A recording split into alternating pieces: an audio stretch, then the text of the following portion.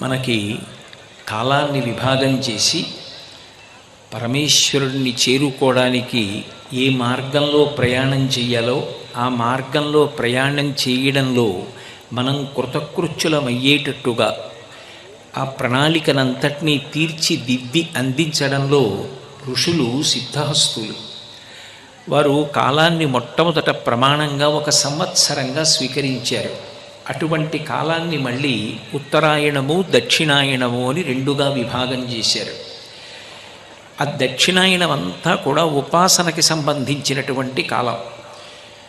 ఉపాసన అన్న మాటకు అర్థం ఏమిటంటే భగవంతునికి సమీపమునందు కూర్చుండుట అని. ఉప ఆసన అంటే దగ్గరగా కూర్చుండుట. ఈ దగ్గరగా కూర్చుండుట అన్న మాటకు అర్థం నిజంగా భౌతికంగా ఏదో వచ్చి పక్కన కూర్చోవడము అని కాదు. నిరంతరము భగవంతుని యొక్క చింతన చేస్తూ ఉండడం. ఏ పని చేస్తున్నా భగవంతుడితో మనసు అనుసంధానమైతే ఉపాసన చేస్తున్నాడు అంటారు. అలా దక్షిణాయనం పుణ్యసముపార్జనకి బహుయోగ్యమైనటువంటి కాలం. అందుకే అలా పుణ్యసముపార్జన చేసుకోవడంలో, ఉపాసన చేయడంలో, భగవంతుడికి దగ్గరగా జరగడంలో, మనుష్య జన్మ యొక్క ప్రయోజనాన్ని సిద్ధింపచేసుకోవడంలో ఎటువంటి విఘ్నములు రాకుండా ఉండాలని గురువుగారి యొక్క అనుగ్రహం మన యందు ప్రసరించి పదమాసంలో విఘ్నేశ్వరుడికి నమస్కారం చేస్తాం. స్వామి మాకు ఈ మార్గమునందు ఏకరించలేదనుకోండి, రుగ్మత పొందిందనుకోండి, అప్పుడు చేసుకోవలసినటువంటి సాధన చేసుకోలేడు. అందుకని విఘ్నములు రాకుండా మమ్మల్ని అనుగ్రహించమని విఘ్నేశ్వర చతుర్థి తీసి వినాయకుణ్ణి ప్రార్థన చేస్తాం. కృష్ణపక్షం అంతా కూడా భాద్రపద మాసంలో పితృపక్షం, అంటే మహాలయ అమావాస్య వస్తుంది తర్వాత మహాలయ పక్షం. కాబట్టి పితృదేవతల్ని ఉద్దేశించి మాత్రమే ప్రధానంగా కార్యక్రమాన్ని చేస్తారు. మనకి శరత్కాలము అంటాం, శరదృతువు, ఈ శారదా నవరాత్రులు అని పిలుస్తూ ఉంటాం. మనం నవరాత్రులు అన్న పేరుతో చాలా నవరాత్రులు చేస్తాం. వినాయక నవరాత్రులు, గణపతి నవరాత్రుల తర్వాత శారదా నవరాత్రులు, అలాగే తర్వాత ఉత్తరాయణ పుణ్యకాల ప్రారంభంలో వసంత నవరాత్రులు. ఈ శరన్నవరాత్రులు అనేటటువంటి దాన్ని అసలు ఎందుకు ఋషులు నిర్ణయం చేశారు? వాటిని నవరాత్రులు అన్న పేరుతో 9 రోజులు మాత్రమే నిర్వహించాలి అని చెప్పడం వెనక 9 రోజుల తర్వాత విజయదశమి అన్న పేరుతో పర్వదినం వస్తోందని ఋషి ఏ కారణం చేత నిర్ణయం చేశారు అంటే, ఋషులు ఏది నిర్ణయం చేసినా తగిన ప్రాతిపదిక లేకుండా చెయ్యరు. వారు కాల విభాగం చెయ్యడంలో కాలమునందు అంతర్లీనంగా ఉండేటటువంటి భగవత్ శక్తిని లెక్క కట్టడంలో మనుష్య జన్మ సార్థక్యం పొందేటట్టుగా ఉపాసన చేసుకోవడానికి కాలమునందు ఎలా ప్రత్యేకమైనటువంటి విభూతి ప్రసరణం జరుగుతూ ఉంటుంది అనేటటువంటి విషయాన్ని దృష్టిలో పెట్టుకోవడంలో అందవేసినటువంటి సిద్ధహస్తులు. అందుకే మహానుభావులై శరన్నవరాత్రులను నిర్ణయం చేశారు. శరత్కాలము అనేటప్పటికీ తెల్లటి మబ్బులు కనపడతాయి. మా చిన్నతనంలో శరత్కాల మేఘం కనపడితే వెంటనే ఒక నూలుపోగు తీసి కట్టుకున్న బట్టలోంచి ఆ మేఘానికి సమర్పించి నమస్కరించమనేవారు. ఎందుకని అంటే దానికి ముందు వచ్చేటటువంటి శ్రావణ భాద్రపద మాసాలు వర్ష ఋతువు కనుక నల్లటి మేఘాలు వచ్చి ఆ మేఘాలు వర్షించి మనని ఏ కృతజ్ఞత చెప్పమని అడగకుండా వెళ్ళిపోతాయి.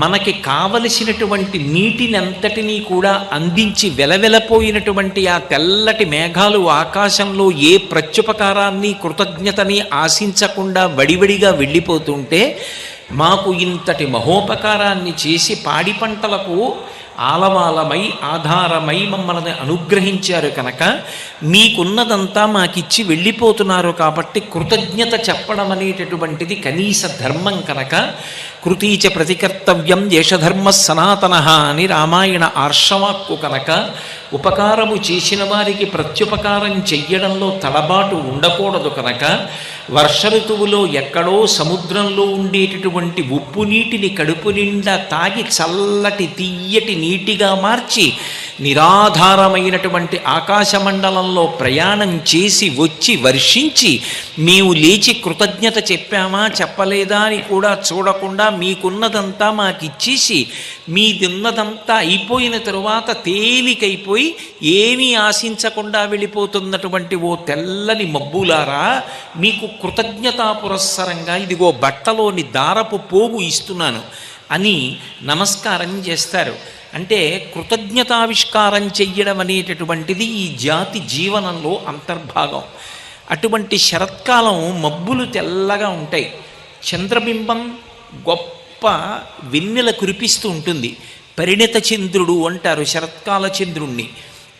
మిగిలిన పౌర్ణముల కన్నా ఒక్క శరత్కాలంలో వచ్చేటటువంటి పౌర్ణమి నాటి చంద్రబింబం విశేషమైనటువంటి కాంతులు కురిపిస్తూ ఉంటుంది. అటువంటి శరత్కాలం అంతా తెలుపుతో సంబంధాన్ని కలిగి ఉంటుంది. మనిషి జీవితానికి పరమ ప్రయోజనం ఏది అంటే జ్ఞానమును పొందడం. ఆ జ్ఞానాన్ని తెలుపు రంగుతో సూచిస్తారు. అందుకే మీరు జాగ్రత్తగా గమనిస్తే సరస్వతీదేవి తెల్లటి బట్ట కట్టుకుంటుంది, తెల్లటి తామర పువ్వులో కూర్చుంటుంది. విమలపటి కమలకుటి పుస్తక రుద్రాక్షస్తహస్తపుటి కామాక్షి పక్ష్మలాక్షి కలిత విపంచి విభాసి వైరించి అంటారు మూకశంకరులు మూకపంచశతిలో. తెల్లటి బట్ట కట్టుకుని తెల్లటి కాంతులతో తెల్లటి పద్మంలో కూర్చుని శాంతికి జ్ఞానమునకు పవిత్రతకు పర్యాయపదమైనటువంటి తెలుపుతనానికి మారుపేరుగా శారద శోభిస్తూ ఉంటుంది. దక్షిణామూర్తి స్వరూపంగా ఉండేటటువంటి విద్యలకు అధిదేవత అయినటువంటి శంకరుడు కూడా తెల్లటి రంగును పొంది ఉంటాడు. ఎందుచేత అంటే అది ఏదో బాహ్యంలో భౌతికంగా వర్ణమని కాదు. ఈశాన సర్వ విద్యానాం ఈశ్వర సర్వభూతానాం బ్రహ్మాధిపతిర్బ్రహ్మణోధిపతిర్బ్రహ్మా శివో మే అస్తు సదాశివోం. అందుకే సమస్త విద్యలకు అధిదేవత అయినటువంటి శంకరుడు తెల్లటి వర్ణంలో ఉంటాడు అన్న మాటకు అర్థం ఏమిటి అంటే ఆ నేర్చుకున్నటువంటి విద్య యొక్క పరమావధి ఏది అంటే శాంతిని పొందడం, తన చుట్టూ ఉన్న వాళ్ళని ప్రశాంతంగా ఉంచడం, తాను పవిత్రంగా ఉండడం, 10 మందిని పవిత్రంగా ఉంచడం. ఇది తెలుపు వర్ణము చేత సంకేతింపబడుతుంది. అందుకే ఇప్పటికీ శాంతికి తెలుపుని చిహ్నంగా చూపిస్తారు. శాంతి కపోతాలు విడిచిపెట్టారు అంటారు. అటువంటి మనుష్య జన్మ యొక్క చరమ ప్రయోజనమైనటువంటి జ్ఞానమును ఆవిష్కరించేటటువంటి ఋతువు కనుక వీటికి శరదృతువు అన్న పేరుతో ఈ రోజులు అన్వయమయ్యాయి. ఇందులో శారదా నవరాత్రులు మొట్టమొదట ప్రారంభమయ్యేటటువంటి 9 తిథులు. ఆశ్వీజమాసం ప్రారంభంలో పాడ్యమి లగాయతు నవమి వరకు ఉన్నటువంటి తిథులు ఏ ఉన్నాయో వీటిని శరన్నవరాత్రులు అన్న పేరుతో అనుష్ఠానం చెయ్యండి అన్నారు. ఎందుకు చెప్పాలి అంటే దక్షిణాయనాన్నంతటినీ కలిపి ఒక రోజుగా భావన చేశారనుకోండి, అందులో పరమ పవిత్రమైనటువంటి కాలం శరన్నవరాత్రి కాలం. మనకి రోజు మొత్తం మీద అత్యంత పవిత్రమైన కాలం ఏది అంటే బ్రాహ్మీ ముహూర్తం. బ్రాహ్మీ ముహూర్తము అంటే సూర్యోదయాత్ పూర్వం ఉండేటటువంటి కాలం, తెల్లవారుజాము కాలం అంటామే. ఆ కాలం పరమ పవిత్రం, ప్రశాంతతకి ఆలవాలం. అందుకే పెద్ద పెద్ద క్షేత్రాలన్నిటా కూడా సుప్రభాత పఠనం చేస్తారు. ఆ సమయంలో ధ్యానానికి కూర్చుంటే మనసు తనంత తానుగా వెనక్కి వెళ్ళి ధ్యానమునందు సిద్ధి పొందుతుంది. ధ్యానము చెయ్యడానికి తనంత తాను పరమ యోగ్యమైన కాలం ఏది అంటే బ్రాహ్మీ ముహూర్తం, తెల్లవారుజాము కాలం. దక్షిణాయనమంతా పుణ్యసముపార్జన చెయ్యడానికి యోగ్యమైనటువంటి కాలం. అందుకే చూడండి, ఆశ్వీజ మాసం వస్తుంది, తర్వాత కార్తీక మాసం వస్తుంది. కార్తీక మాసం అంతా కూడా దీపారాధన, శివకేశవుల అభేదంగా ఆరాధన చెయ్యడం, సాలగ్రామార్చన చెయ్యడం. తర్వాత మార్గశీర్ష మాసం వస్తుంది, తర్వాత పుష్యం వస్తుంది. ఇవన్నీ కూడా ఆరాధన ఉండేటటువంటి కాలాలు.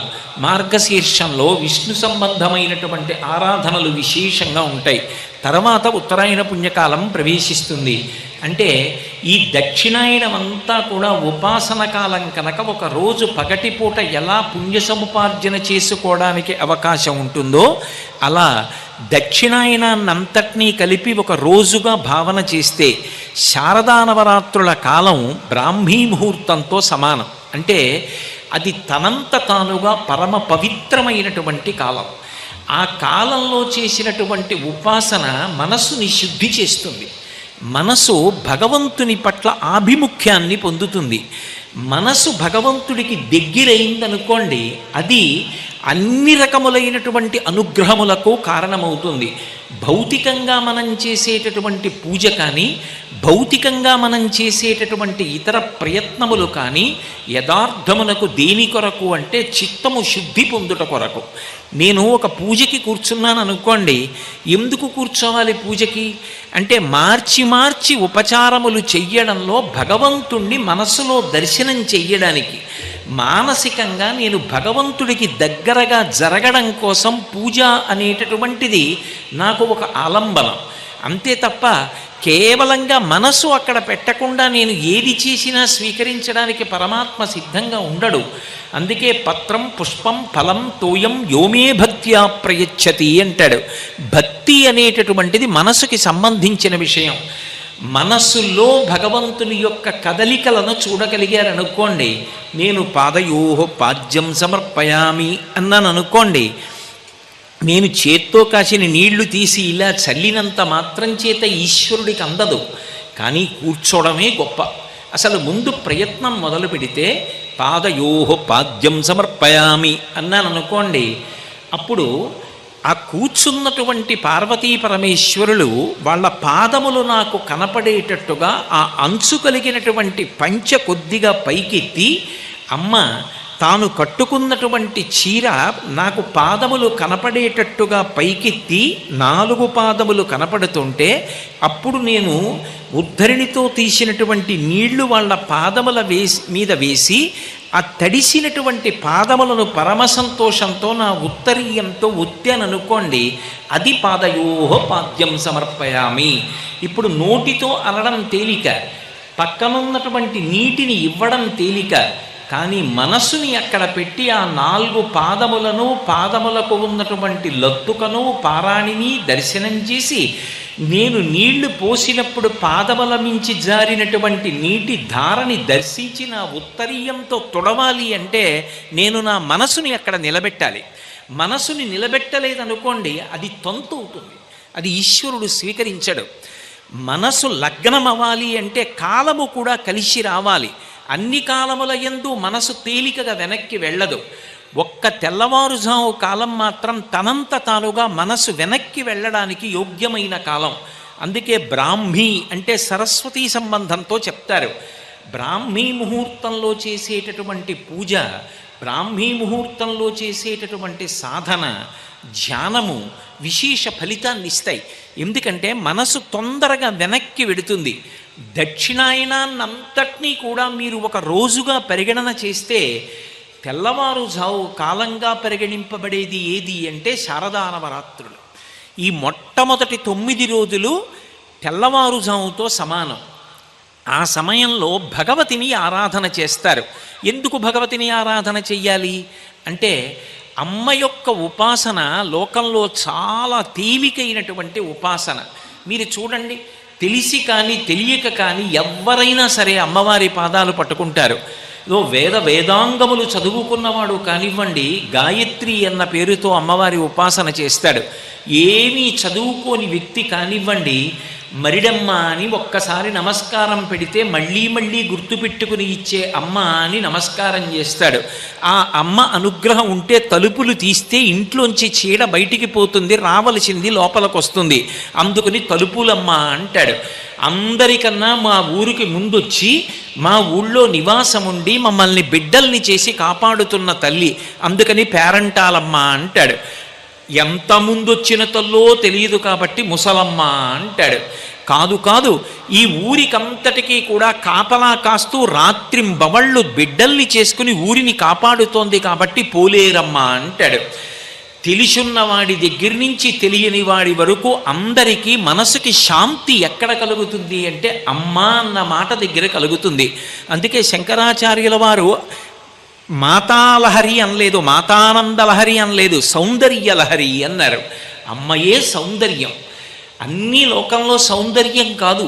అక్కడ ఒక పెద్ద నాగుపాం పడగ విప్పి ఆడుతోందనుకోండి, దాని పడగల మీద మణులు ప్రకాశిస్తున్నా నేను దగ్గరికి వెళ్ళి దాన్ని పట్టుకోలేను. పెద్ద పులి నోరు విప్పినప్పుడు చాలా ఆనందంగా అనిపించినా దగ్గరికి వెళ్ళి చూడలేను. అది సౌందర్యం కాదు, ప్రాణాంతకం. దగ్గరికి వెడితే ప్రాణం పోతుంది. కానీ అమ్మ, నేను పుట్టినప్పుడు నేను ఎవరో ఆవిడికి తెలియదు.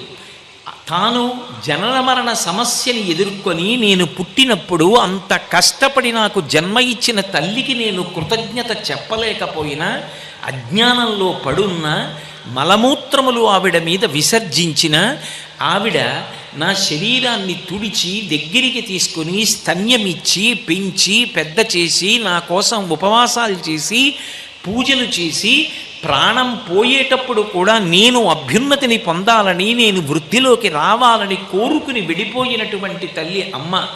అమ్మయే సృష్టికర్త, అమ్మయే స్థితికర్త, అమ్మయే ప్రళయకర్త. అందుకే వేదమంతటిది మాతృదేవోభవ అని మొట్టమొదటి నమస్కారం అమ్మకి చేయించింది. అటువంటి అమ్మ అనేటప్పటికీ ఉపాసన చాలా తేలిక. అమ్మ దగ్గరికి వెళ్ళడం, అమ్మ దగ్గర కూర్చోవడం, అమ్మ చెయ్యి పట్టుకోవడం, అమ్మ పాదాలు పట్టుకోవడం, అమ్మ పెట్టింది తినడం పరమ ప్రేమతో ఉంటాయి. కాబట్టి అమ్మగా ఉపాసన చేయడం అనేటటువంటిది ఈ లోకంలో ఏ సంప్రదాయం వారికైనా సరే విధింపబడింది. అసలు అమ్మని ఉపాసన చెయ్యనటువంటి సంప్రదాయాలు ఉండవు. కాబట్టి అమ్మవారి ఉపాసన చెయ్యండి అని చెప్పడానికి కారణం ఏమిటంటే ఆవిడ తమో గుణాన్ని పోగొడుతుంది. అసలు వేళ పట్టున నిద్ర లేస్తే కదూ తెల్లవారుజాముని ఉపయోగించుకోవడం. అసలు నేను ఉదయం 7:30 వరకు నిద్రే లేవననుకోండి, ఆ కాలము ఎంత గొప్పదైనా కావచ్చు, నేను 100 ఏళ్ళు బ్రతకచ్చు. 100 సంవత్సరాల నా ఆయుర్దాయంలో నేను ఒక్కనాడు కూడా బ్రాహ్మీ ముహూర్తమునందు నిద్ర లేవనప్పుడు ఆ సమయం నాకు ఏ రకంగా ప్రయోజనాన్ని కట్టబడుతుంది? 100 ఏళ్ళు బ్రతకడం మంచిదే, కానీ 100 ఏళ్లలో కనీసం ఒక 70 సంవత్సరాలైన తెల్లవారుజాము సమయంలో నిద్ర లేచి ఉదయిస్తున్న సూర్యబింబానికి స్వాగతం పలికి నమస్కారం చెప్పగలిగితే అప్పుడు నా జన్మ సార్థక్యం.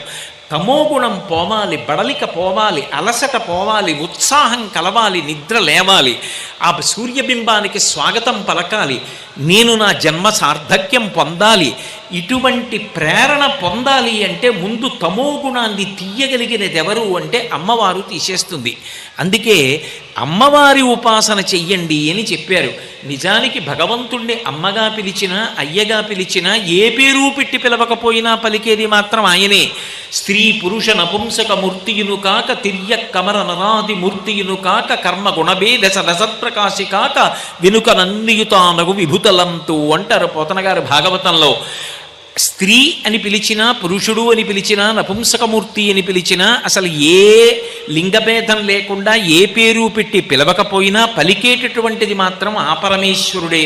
రామకృష్ణ పరమహంస చెప్పినట్టు చెరువు దగ్గరికి వెళ్ళి ఒకడు తూర్పు ఒడ్డు నుంచి నీళ్లు తాగుతూ మంచి నీళ్ళు అన్నాడు, ఇంకొకడు అవతల వైపు ఉత్తరం వైపు నీళ్లు తాగుతూ ఇది జలం అన్నాడు, ఇంకొకడు పశ్చిమ దిక్కుకు వెళ్ళి మెట్లు దిగి నీళ్లు తాగుతూ ఇది ఆక్వా అన్నాడు, ఇంకొకడు యువతల వైపు దక్షిణం వైపు మెట్లు దిగుతూ నీళ్లు తాగి పానీ అన్నాడు. ఏ పేరు పెట్టి పిలిచినా నీటి యొక్క లక్షణం మాత్రం దాహం తీర్చడం. ఏ పేరు పెట్టి పిలవకుండా నీళ్లు తాగినా దాని యొక్క లక్షణం దాహం తీర్చడం. భగవంతుణ్ణి మీరు ఏ పేరు పెట్టి పిలిచినా ఆయన యొక్క గుణం ఉద్ధరణ. మీరు ఏ పేరు పెట్టి పిలవకపోయినా కూడా ఆయన యొక్క లక్షణం పరమ కారుణ్యంతో మనుష్యుణ్ణి పైకెత్తి తన వైపుకి లాక్కోవడం. కాబట్టి అటువంటి పరమేశ్వరుణ్ణి మాతృస్వరూపంగా ఈ శారదా నవరాత్రులలో ఉపాసన చేస్తారు. అటువంటి తల్లి తమోగుణాన్ని భేదిస్తుంది. అందుకని శారదా నవరాత్రులను దుర్వినియోగము చేసుకోవద్దు. దక్షిణాయనమంత గొప్ప పుణ్యప్రదమైన కాలమైతే దానికి బ్రాహ్మీ ముహూర్తముతో సమానమైనటువంటి కాలము శారదా నవరాత్రుల కాలం. ఆ కాలాన్ని సద్వినియోగం చేసుకుని అందరూ కూడా భగవతి యొక్క ఉపాసన చేసి ఆమె యొక్క అనుగ్రహమునకు పాత్రులు కండి అని చెప్తారు. అంతేకాదు ఋషులు దార్శనికులు, వారు కాలాంతర్గతమైనటువంటి ప్రమాదములను కూడా పసిగట్టారు. అందుకే వ్యాసుడు దేవీ భాగవతంలో ఒక మాట అంటాడు, ద్వావృతూయ మదంస్త్రాఖ్యే నూనం సర్వజనేషు వై వసంత శారదావే వాజననా శకరావుభౌ అంటాడు. ఈ శారదా నవరాత్రుల యొక్క ప్రారంభకాలమునందు, వసంత నవరాత్రుల యొక్క ప్రారంభకాలమునందు అంటే చైత్రమాసం ప్రారంభంలో, ఇప్పుడు శారదా నవరాత్రుల యొక్క ప్రారంభంలో 2 సమయాలలోనూ కూడా యమధర్మరాజు గారి యొక్క ఒక్కొక్క కోర పైకొస్తుంది. శరన్నవరాత్రులలో ఒక కోర పైకొస్తుంది, వసంత నవరాత్రులలో ఒక కోర పైకొస్తుంది. ఈ కోర పైకొచ్చింది అంటే జననాశకరా ఉభౌ, ఈ 2 ఋతువులలో కూడా అంటువ్యాధులు ప్రబలేటటువంటి అవకాశం బాగా ఉంటుంది. ఎందుచేత అంటే శ్రావణ భాద్రపద మాసములు వర్ష ఋతువు. కొత్తగా పడినటువంటి ఆ వర్షధారలలో పొంగి ప్రవహిస్తున్నటువంటి నీరు మలినమవుతుంది. ఆ మలినమైపోయినటువంటి నీరు తాగినటువంటి జీవుల యందు అంటువ్యాధులు ప్రబలుతాయి. ప్రబలి ఒక్కొక్క అంటువ్యాధి వలన దీపపు పురుగులు పడిపోయినట్టుగా జనులు పడిపోతారు. అలా పడిపోకుండా ఉండడం కోసమే గణపతి నవరాత్రుల పేరు చెప్పి ఓషధీతత్వం కలిగినటువంటి పత్రులతో ఆరాధన చేయించి ఈ 15 రోజుల ముందరే ఈ విఘ్నేశ్వరుడికి పూజ చేసినటువంటి ఓషధీతత్వము కలిగినటువంటి పత్రులను పట్టుకెళ్ళి విఘ్నేశ్వర నిమజ్జనం పేరుతో నదులలో కల్పించారు మన పెద్దవాళ్ళు. అప్పుడు ఈ పత్రి యొక్క కలయిక చేత నీరంతా కూడా శుభ్రంగా అయి ఆశ్వీజమాసం వేల్టికి చక్కటి పరిశుద్ధమైనటువంటి నీరు ప్రవహించి లోకములో ఉండేటటువంటి జీవులు దెబ్బతినకుండా కాపాడుకునేటటువంటి ప్రయత్నం చేశారు. భగవదారాధనని సామాజిక ప్రయోజనంతో ముడివేశారు తప్ప ఒక మౌఢ్యంగా ఒక కార్యక్రమాన్ని ప్రజల మీద రుద్దడం అనేటటువంటిది ఋషుల వైపు నుంచి ఎప్పుడూ ఉండదు. ఒకవేళ ఆ ఆచారము ఎందుకు వచ్చింది అన్నది మనకి తెలియకపోతే పెద్దల దగ్గర తెలుసుకోవాలి తప్ప మనకొక్కరికి తెలియలేదు కాబట్టి లోకంలో పాటిస్తున్న వాళ్ళందరూ మూఢులని, ఆచారం మూఢాచారమని ముద్ర వేసి వదరి మాట్లాడకూడదు. నీకు తెలియకపోతే నీకు తెలియదు అన్న మాట అంగీకరించి పెద్దల యొక్క పాదములను పట్టుకుని వారి నుండి తెలుసుకోవాలి ఎందుకు వచ్చిందో ఆచారకాండ. కాబట్టి ఇంత గొప్పగా ఋషులు నిర్వచనం చేశారు. కాబట్టి శరత్కాలమునందు యమధర్మరాజు యొక్క ఒక కోర పైకొస్తుంది. పైకొచ్చినప్పుడు జనక్షయం కాకుండా ఉండాలి అంటే అమ్మవారి యొక్క ఉపాసన చెయ్యాలి. అమ్మ మహాకారుణ్యమూర్తి కనుక ఆ తల్లి లోకములనన్నిటినీ కాపాడి తన బిడ్డల్ని రక్షించుకుంటుంది. నిరంతరము తన బిడ్డల్ని కాపాడుకోవాలనేటటువంటి అమ్మతనం ఆమె యొక్క సొత్తు. అందుకే శంకర భగవత్పాదులు సౌందర్యలహరిలో ఒక మాట అంటారు, దృశాద్రాగీయస్యాదరదలిత నీలోత్పలరుచా దవీయంసం దీనం స్నపయ కృపయా మమపి శివే అనీనాయం ధన్యో భవతి నచతే హానిరియత వనీవా హర్మ్యేవా సమకర నిపాతో హిమకర అంటారు. ఈ బ్రహ్మాండం ఎంతవరకుందో అంతకన్నా దూరంగా చూడగలిగేటట్టుగా 2 కన్నులను ఈ చివరి నుంచి ఈ చివరి వరకు ఆకర్ణాంత విశాల నేత్రములతో ఆ తల్లి తిప్పి చూస్తూనే ఉంటుందిట. ఎందుకని ఆ బ్రహ్మకీట జనని ఈ సమస్త ప్రాణులను కన్న తల్లి ఆమె. అందుకే ఎవరికి ఏ ఆపద రానివ్వండి, ఎవరైనా అమ్మా అంటారేమో అని ఏ పనిలో ఉన్నా ఆవిడ మాత్రం ప్రజల యొక్క తన బిడ్డల యొక్క పిలుపు కోసం ఎదురు చూస్తుంటుందిట. భ్రువౌ భుగ్నీ కించిత్ భువన భయభంగ వ్యసనిని అంటారు శంకరులు సౌందర్యలహరిలో. అమ్మవారు కనుబొమలు ఇలా ముడేస్తుందిట. ఎందుకు ముడియడం? 2 కారణముల చేత ముడివెయ్యాలి. ఒకటి, ఆలోచన తట్టకపోతే కనుబొమలు ముడిపడతాయి. 2, కోపం వస్తే కనుబొమలు ముడిపడతాయి. భ్రువౌ భుగ్నీ కించిత్, ఆవిడ కోపం వచ్చినట్టు ఇలా ముడేయుదుట. ఏదో జ్ఞాపకం రాకపోతే ముడేసినట్టు ముడేయుదుట. ఏదో వేసి వెయ్యకుండా కొద్దిగా ఇలా ముడేస్తుందిట. ఎందుకని? భువన భయభంగ వ్యసనిని. అయ్యో వీళ్ళకి ఆపదొస్తోందే, వీళ్ళని నేను రక్షించాలే, వీళ్ళు చటుక్కున నన్ను పిలుస్తారేమో, నేను పరిగెత్తికి వెళ్ళాలే, ఏం మనం పిలవకుండా ఆవిడ రాకూడదా? ఆవిడ సర్వజ్ఞ కదా. అంటే మనకి బుద్ధి ఇచ్చిందిగా, మనం పిలవాలిగా, పిలిస్తేగా పరిగెత్తుకు రావాలి. పిల్లవాడైనా జారి పడిపోతున్నప్పుడు అమ్మా అని అరిస్తే కదా వంట చేసుకుంటున్న అమ్మ చటుక్కున పరిగెత్తుకెడుతుంది. ఎవరు పిలుస్తారో అని ఆ తల్లి నిరంతరం అంత జాగ్రత్తగా కళ్ళు ఈ చివరి నుంచి ఆ చివరి వరకు తిప్పుతూ చూస్తూ ఉంటుందిట. అంతటి దయాస్వరూపిణి కనుకనే ఆ అమ్మవారి యొక్క ఉపాసన ఈ శరత్కాల ప్రారంభంలో చేస్తారు. అలాగే వసంత నవరాత్రుల ప్రారంభంలో కూడా అమ్మవారి ఉపాసన చేస్తారు. ఈ రెండు ఉపాసనల చేత లోకమునంతటినీ కూడా రక్షించుకుంటారు. మీతో నేను పూర్వం మనవి చేసి ఉన్నాను. ఉపాసన అన్న మాటలో ప్రధానమైన ఉద్దేశ్యం ఏది అంటే మనసుని అమ్మవారికి దగ్గరగా జరపడం. మనసు అమ్మవారి సమీపమునకు వెళ్ళాలి. ఆవిడ కదలికలను మనసు పట్టుకోగలగాలి. అందుకు ఉపకరణము కావాలి. ఏది చేసినా కేవలముగా తంతుగా కార్యక్రమాన్ని చేసి అసలు మనసు అమ్మవారితో సమన్వయం కాలేదనుకోండి, దాని వలన ఉపయోగం ఉండదు. అందుకే వ్యాస భగవానుడు దేవీ భాగవతం చేస్తూ ఒక మాట అంటాడు, భ్రమన్ సర్వతీర్థేషు స్నాత్వా స్నాత్వా పునఃపునః నిర్మలం నమనో యావత్తావత్ సర్వం నిరర్ధకం. ఎన్ని తీర్థాలకి వెళ్ళండి, ఎన్ని క్షేత్రాలకి వెళ్ళండి, ఎన్ని నదులకు వెళ్ళండి, ఎంత స్నానం చెయ్యండి, తప్పు కాదు. వెళ్ళడం గొప్ప. అసలు ప్రారంభం చేశాడు మంచిదేగా. అసలు వెళ్లకుండా ఉండడం కన్నా వెళ్ళడం మొదలెట్టాడు అంటే అది ప్రారంభం మంచిదేగా. కానీ అక్కడ ఆగిపోకు. కేవలం వెళ్ళడం స్నానం చెయ్యడం దగ్గర ఆగవద్దు. మెల్లిమెల్లిగా మెట్లెక్కడం మొదలుపెట్టు. ఇది దేనికి పనికి రావాలి? శరీరాన్ని శుద్ధి చేయడానికి కాదు పనికి రావలసింది. నిర్మలం నమనో యావత్, మనసు శుద్ధి పొందాలి. నిర్మలం నమనో యావత్ తావత్ సర్వం నిరర్ధకం. మనసు శుద్ధి పొందడానికి నువ్వు చేస్తున్నటువంటి క్రతువు పనికి రాకపోతే, నువ్వు చేస్తున్నటువంటి పూజ పనికి రాకపోతే అప్పుడు భగవతి యొక్క పరిపూర్ణమైనటువంటి అనుగ్రహాన్ని నువ్వు అనుభవించినట్లు కాదు. అందుకే మనసు ఎంత దగ్గరగా వెళ్ళింది అనేటటువంటి దానికి అంత ప్రధానమైనటువంటి పాత్ర ఉంటుంది. మీరొక్క విషయం గమనించండి. నవరాత్రులు చెయ్యండి అంటారు. నవరాత్రులు చెయ్యండి అంటే 9 రోజులు చెయ్యండి. 9 రోజులు చెయ్యండి అంటే 9 రోజులు ఎవరిని ఉపాసన చెయ్యాలి?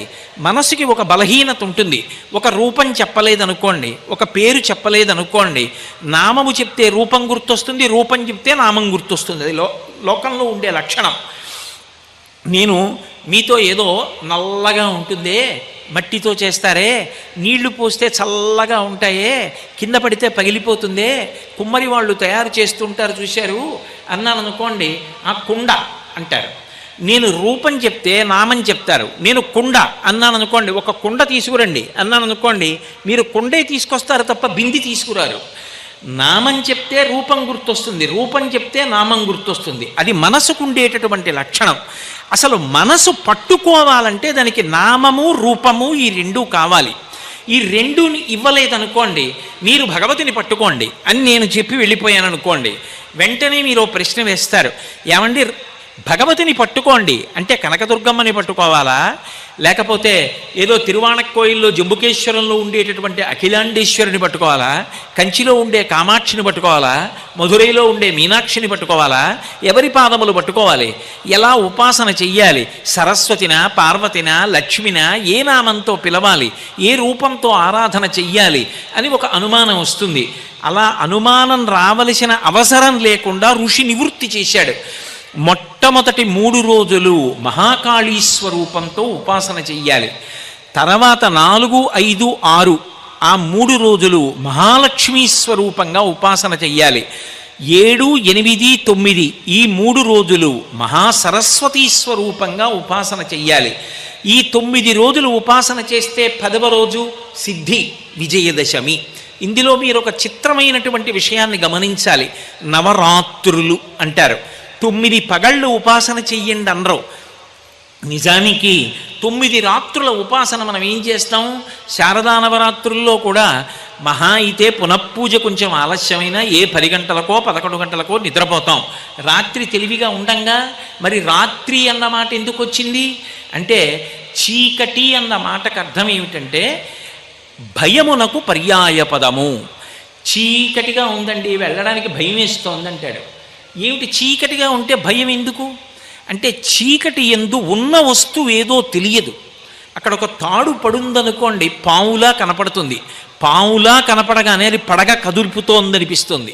పడగ కదిపితే అందనిపిస్తే బుసగొడుతోందనిపిస్తుంది. ఒళ్ళు చెమట్లు పట్టి భయం వేస్తుంది. ఒక దీపం తీసుకొచ్చారనుకోండి, అది పావు కాదు తాడు అన్న సత్యము ఎరుకలోకి రాగానే పడగా లేదు, బుస లేదు, ఏమీ లేదు. అంటే చీకటి అన్న మాటకు అర్థం సత్యము తెలియకుండుట. ఏది ఏదో తెలియలేదు కాబట్టి భయం. 9 రాత్రులు ఉపాసన చేశాడు అన్న మాటకు అర్థం ఏమిటంటే సత్యము ఎరుకలోకి రాక ఏ అజ్ఞానము వలన భయపడుతున్నాడో, ఏ అజ్ఞానము చేత తనకన్నా భిన్నమైనది ఇంకొకటి ఉందనుకుంటున్నాడో, భగవంతుడి కన్నా ఇంకొకటి ఉందనుకుంటున్నాడో, అది లేదు, ఉన్నది ఈశ్వరుడొక్కడే అన్న సత్యము ఎరుకలోకి వచ్చేటట్టుగా చేస్తుంది. 9 అంకె, 9 దాటితే 10 సంఖ్య, 2 అంకెలు వచ్చేస్తాయి. 10 దగ్గరికి వచ్చేటప్పటికి పెరుగుతూ వెళ్ళిపోయిన 9 ఏమైంది? 1 తర్వాత 2, 3, 4, 5, 6, 7, 8, 9 పెరిగింది. 10 దగ్గరికి వెళ్ళేటప్పటికి 1 పక్కన 0 అయిపోయింది. ఆ ఒక్కటి ఏదో తెలిసిపోయింది. ఆ ఒక్కటి తెలిసిపోతే పూర్ణమద పూర్ణమిదం పూర్ణాత్ పూర్ణముదచ్యతే పూర్ణస్య పూర్ణమాదాయ పూర్ణమేవావశిష్యతే. తాను పూర్ణమైపోయాడు. ఎక్కడ బయలుదేరాడో అక్కడికి వచ్చేసాడు. తాను జీవుడు అనుకుంటున్నవాడు జీవుడు కాడని, తాను బ్రహ్మమని, తత్వమసి మహావాక్యమని అద్వైతానుభూతి ఎరుకలోకి వచ్చింది. ఈ జ్ఞానము కలగాలి కాబట్టి చిట్ట చివరి 3 రోజులు మహాసరస్వతీ స్వరూపాన్ని ఉపాసన చేస్తారు. ఈ జన్మ ప్రయోజనం కలగడానికి అత్యంత యోగ్యమైన ఉపాసన కాలం ఏది అంటే శారదా నవరాత్రులు. అందుకని 9 రాత్రులు చెయ్యండి అంటారు. అంటే దాని అర్థం నిజంగా రాత్రి వేళ మేల్కొని ఉండడం అని కాదు. రాత్రి పోయింది, పగలొచ్చింది అంటే భయం అంతా పోయింది. ఎందుకని? ఇప్పుడు అక్కడ ఉన్న వస్తువు ఏదో తెలుస్తుంది కాబట్టి భయం లేదు. చీకటి పోయింది, అజ్ఞానము పోయింది, జ్ఞానం అనేటటువంటి వెలుతురు ప్రకాశించింది. ఒకటి తెలిసొచ్చింది, నువ్వు పూర్ణమైపోయావు. ఇది విజయదశమి. అందుకే 9 రాత్రులుగా ఉపాసన. అది ఎటువైపు నుంచి ఎటువైపుకి చెయ్యండి. గణపతి నవరాత్రులు అంటారా, వసంత నవరాత్రులు అంటారా, శారదా నవరాత్రులు అంటారా, ఏవి చేసినా 9 రాత్రులు. 9 కాదంటారా, త్రిరాత్ర వ్రతం 3 రాత్రులే. చిట్ట చివర మహాసరస్వతీ స్వరూపంగా 3 రోజులు చేస్తే చాలు. ఈ 3 రోజులు చేసినా కూడా త్రిరాత్రము, 3 అంటే సత్యం. అందుకే ఆచమనం చేశాననుకోండి 3 మాటలు, తాళి కట్టాననుకోండి 3 ముళ్ళు, 3 మాటలు అన్నాననుకోండి అది సత్యం.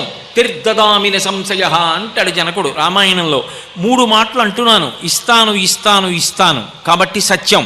3 మాటలు అంటే సత్యం. సత్యమే పరబ్రహ్మం కాబట్టి అటువంటి సత్యము ఒకటి తెలియాలంటే కనీసం 3 రాత్రులైనా ఉపాసన చెయ్యాలి. ఎప్పుడు? నీకు 9 రాత్రులు చెయ్యడానికి కావలసినటువంటి శక్తి శరీరమునందు లేకపోతే కనీసంలో కనీసం 3 రాత్రులు చెయ్యాలి. ఓపిక ఉంటే 9 రోజులు తప్పకుండా ఉపాసన చెయ్యవలసిందే. అందుకని నవరాత్రి తప్పితే త్రిరాత్ర వ్రతము. ఇందులో మొట్టమొదటి 3 రోజులు మహాకాళీ స్వరూపాన్ని ఉపాసన చెయ్యండి అన్నారు. మహాకాళీ స్వరూపము అని నేను అనగానే అయ్య బాబోయ్ ఎలా ఉపాసన చేస్తామండి, కాళీ స్వరూపం అంటే భయం వేస్తుంది కదండి అని మీరు బెంగ పెట్టుకోవలసిన అవసరం ఉండకూడదు. ఎందుచేత అంటే నేను ఒక్క మాట చెప్తాను, బాగా జ్ఞాపకం పెట్టుకోండి. ఆ మహాకాళీ స్వరూపాన్ని ఉపాసన చేసి రామకృష్ణ పరమహంస జ్ఞానం పొందలా? పైగా మహాకాళీ స్వరూపం అనేటటువంటిది శాస్త్రమునందు పూర్తిగా భిన్నమైనది. నేను మీతో ఒక్క మాట చెప్పాలంటే పక నవ్వుతూ తాంబూల చర్వణం చేస్తున్న ఎర్రటి నోటితో ఇక్కడి నుంచి ఇక్కడి వరకు నవ్వుతూ దంతపంక్తి కనపడకుండా ఇంత పెద్ద బొట్టు పెట్టుకుని త్రిశూలాన్ని కిందకి దింపి పట్టుకొని పచ్చటి పట్టుపుట్టమో ఎర్రటి పట్టుపుట్టమో కట్టుకున్నటువంటి తల్లి కనకదుర్గమ్మ ఉన్నదే, ఆమెయే మహాకాళీ స్వరూపం. ఇప్పుడు ఆ అమ్మని చూస్తే భయం ఎందుకు? ఇక్కడ మీరు ఒక్క విషయం గమనించాలి. మహాకాళీ స్వరూపము అనేటప్పటికే వాహనానికి ప్రాధాన్యత ఉంటుంది. అందుకే శరన్నవరాత్రులలో వాహన సేవకి అంత ప్రఖ్యాతి వచ్చింది. ఆవిడ సింహవాహనారూఢయ్యి ఉంటుందంటే సింహవాహనం మీద వెడుతూ ఉంటుంది. సింహవాహనం మీద వెడుతోంది, ఆవిడ త్రిశూలం పట్టుకుంది అన్న మాటకు అర్థం ఏమిటంటే నేను చేసేటటువంటి ఉపాసన వలన అమ్మా నీ అనుగ్రహంగా ముందు నాకేం కావాలి అంటే నాలో చేరి ఉండిపోయినటువంటి దుర్గుణములు అన్నీ కూడా వెళ్ళిపోవాలి. ఇది మొట్టమొదట అడగాలి. మీరు ఒక్క విషయం జాగ్రత్తగా పట్టుకునే ప్రయత్నం చెయ్యండి. నేను కొన్ని సద్గుణములను పొందాలి అంటే ప్రయత్నపూర్వకంగా నేను అలవాటు చేసుకోవాలి. రోజు తెల్లవారుజామున నిద్రలేద్దాం అనుకున్నాను అనుకోండి, నేను కొంత సాధన చెయ్యాలి. నేను ప్రతిరోజు ఒక 15 నిమిషాలు ధ్యానం చేద్దాం, నేను సాధన చెయ్యాలి. నేను ప్రతిరోజు 10 నిమిషములు శ్రీరామనామం రాద్దాం, నేను కొంత సాధన చెయ్యాలి. నేను విష్ణు సహస్రనామ స్తోత్రాన్ని తప్పులు లేకుండా పుస్తకం లేకుండా చదవాలి, సాధన చెయ్యాలి. నాకు కోపం రావాలి, సాధన అక్కర్లేదు. నాకు వస్తువులు కావాలన్న కోరికలు ఉండాలి, సాధన అక్కర్లేదు. నాకన్నా వృద్ధిలోకి వచ్చిన వాడు కనపడేటప్పటికి నాలో అసూయ పుట్టాలి, సాధన అక్కర్లేదు. నాకు ఇంకా ఇంకా సంపాదించి ఇంకా దాచుకోవాలన్న కోరిక కలగాలి, దానికోసం సాధన అక్కర్లేదు. ఇవన్నీ కూడా వాసనాబలంగా వచ్చేసినటువంటివి. గత జన్మలలో మనసు ఏ విషయాల్ని పట్టుకుందో ఆ విషయాలు శరీరం మారిపోయినా జన్మ మారిపోయినా వాసనాబలంగా వచ్చేస్తాయి. మొదటి ప్రయత్నం దేనికి పనికి రావాలి అంటే మనలో ఉన్నటువంటి దుర్గుణములను విడిచిపెట్టడానికి పనికి రావాలి. మీరు చూడండి, నేను ఒక ఉదాహరణ చెప్తాను, మీరు బాగా పట్టుకుంటారు. ఒక కట్టె తీసుకున్నాను అనుకోండి, ఆ కట్టెలో నీరు ఉంటుంది, నీరు ఉన్నది అని కనపడదు. మా చిన్నతనంలో వేడి నీళ్లు కాచుతుండేవాళ్ళం ఏదో పోసుకోవడానికి. ఆ కట్టె పట్టుకెళ్ళి అగ్నిహోత్రంలో పెడితే ఒకవైపు వెలుగుతూ ఉంటుంది, అది కాలి బొగ్గైపోతుంటే ఆ కొరకంచు అంటారు. ఆ కట్టెని పొయ్యి లోపలికి తోస్తూ ఉంటారు. అలా అది కాలుతుంటే దానిలో ఉన్న నీరు క్రమక్రమంగా వెనక్కి వచ్చేస్తుంది. వెనక్కి వచ్చేసి ఇక మంట చివరికి వచ్చేస్తోంది అనుకోండి, ఆ కట్టె చివరి భాగంలోకి నీరంతా ఉబికిపోయి బుడగల వచ్చేసి ఇక వేడిని తట్టుకోలేక ఆవిరైపోతుంది. ఆవిరైపోయాక కట్టె కాలిపోతుంది. కట్టెలోనే ఉన్న నీరు కట్టెకి అగ్నిహోత్రం అంటుకున్న తరువాత ఇక అందులో ఉండలేక వెనక్కి వెళ్ళి ఇక దాన్ని ఆశ్రయించి ఉండలేక పైకి వెళ్ళిపోయి ఆవిరైపోయినట్టు భగవతి యొక్క ఉపాసన చేత ఆమె అనుగ్రహం వలన నాలో ఉన్న దుర్గుణములు ఒక్కొక్కటి రాలిపోవాలి. అలా రాలిపోయేటట్టుగా చెయ్యగలిగినటువంటి లక్షణం ఎవరి యందు ఉంటుంది అంటే ఆ తల్లి దుర్గమ్మ యందు ఉంటుంది. అందుకే ఆవిడ పేరు దుర్గా. దుర్గా అన్న మాట మీరు జాగ్రత్తగా అర్థం చేసుకోవాలి. ఎంతో కష్టపడి ఉపాసన చేస్తే తప్ప అసలు ఆవిడ యొక్క అనుగ్రహం పొందడానికి సాధ్యం కానటువంటి పరదేవత కేవలము ఆ నామాన్ని ఉచ్చరించిన మాత్రం చేత, స్మరించినంత మాత్రం చేత సమస్తమైన శుభములను వర్షించడానికి ఒక రూపాన్ని పొంది వచ్చి కూర్చుంటే దాని పేరు దుర్గా. నిజంగా రూపాన్ని ఉపాసన చెయ్యాలనుకోండి, మంత్రం చెయ్యాలనుకోండి, ఒక హోమం చెయ్యాలనుకోండి, చాలా కష్టం. కానీ పరమకారుణ్యంతో వచ్చి కూర్చుని ఆ పేరు చెప్పినా, పేరు స్మరించినా, ఆవిడ రూపాన్ని స్మరించినా అనుగ్రహించేస్తానందనుకోండి, రాశీభూతమైనటువంటి దయాస్వరూపంగా వచ్చి కూర్చుంటే ఆవిడికి దుర్గా అని పేరు. నిజానికి దుర్గా అన్న మాటలో డకారము, ఉకారము, రకారము, గకారము, అకారము 5 అక్షరాలు కలిస్తే దుర్గా. దుర్గా అన్న పేరు ఎందుకు వచ్చిందంటే ద అంటే దైత్యనాశనం. ఆమె రాక్షసులను పరిమారుస్తుంది. ఎక్కడెక్కడ ధర్మానికి వ్యతిరేకమైనటువంటి వాళ్ళు ఉంటారో వాళ్ళని పరిమార్చడం ఆమె యొక్క లక్షణం. 2 దుర్గా ద ఉకారము విఘ్ననాశనం, అంటే విఘ్నములను తీసేస్తుంది ఆవిడ. ఏదైనా ఓ కార్యం తలపెట్టగానే అది జరగకుండా అడ్డొచ్చేటటువంటి ప్రతిబంధకాన్ని తీసేస్తుంది, అందుకని విఘ్ననాశనం చేస్తుంది. రోగనాశనం, శరీరానికి వచ్చేటటువంటి రోగమును పోగొట్టి ఆ శరీరము ఆరోగ్యంగా ఉండి భగవతిని ఉపాసన చెయ్యడానికి కావలసిన శక్తిని అనుగ్రహిస్తుంది. కాబట్టి గత జన్మలలోనూ ఈ జన్మలోనూ ఇతపూర్వం చేసినటువంటి పాపములు ఏవున్నాయో ఆ పాపములు ఆవిడని అనుగ్రహాన్ని పొందడానికి వెళ్ళేటటువంటి మార్గంలో అడ్డొచ్చి ఆవిడ వైపుకి నడవకుండా, అడ్డుపడకుండా తొలగిస్తుంది. పాపములను తొలగిస్తుంది కాబట్టి ఆ అకారము చేత శత్రుభయాన్ని తీసేస్తుంది. శత్రుభయం అంటే శత్రువుల్ని చంపుతుంది అని అన్వయం చేయకూడదు. నా మీద శత్రుభావన ఎవడు పెట్టుకున్నాడో వాడికి శత్రుభావన పోతుంది.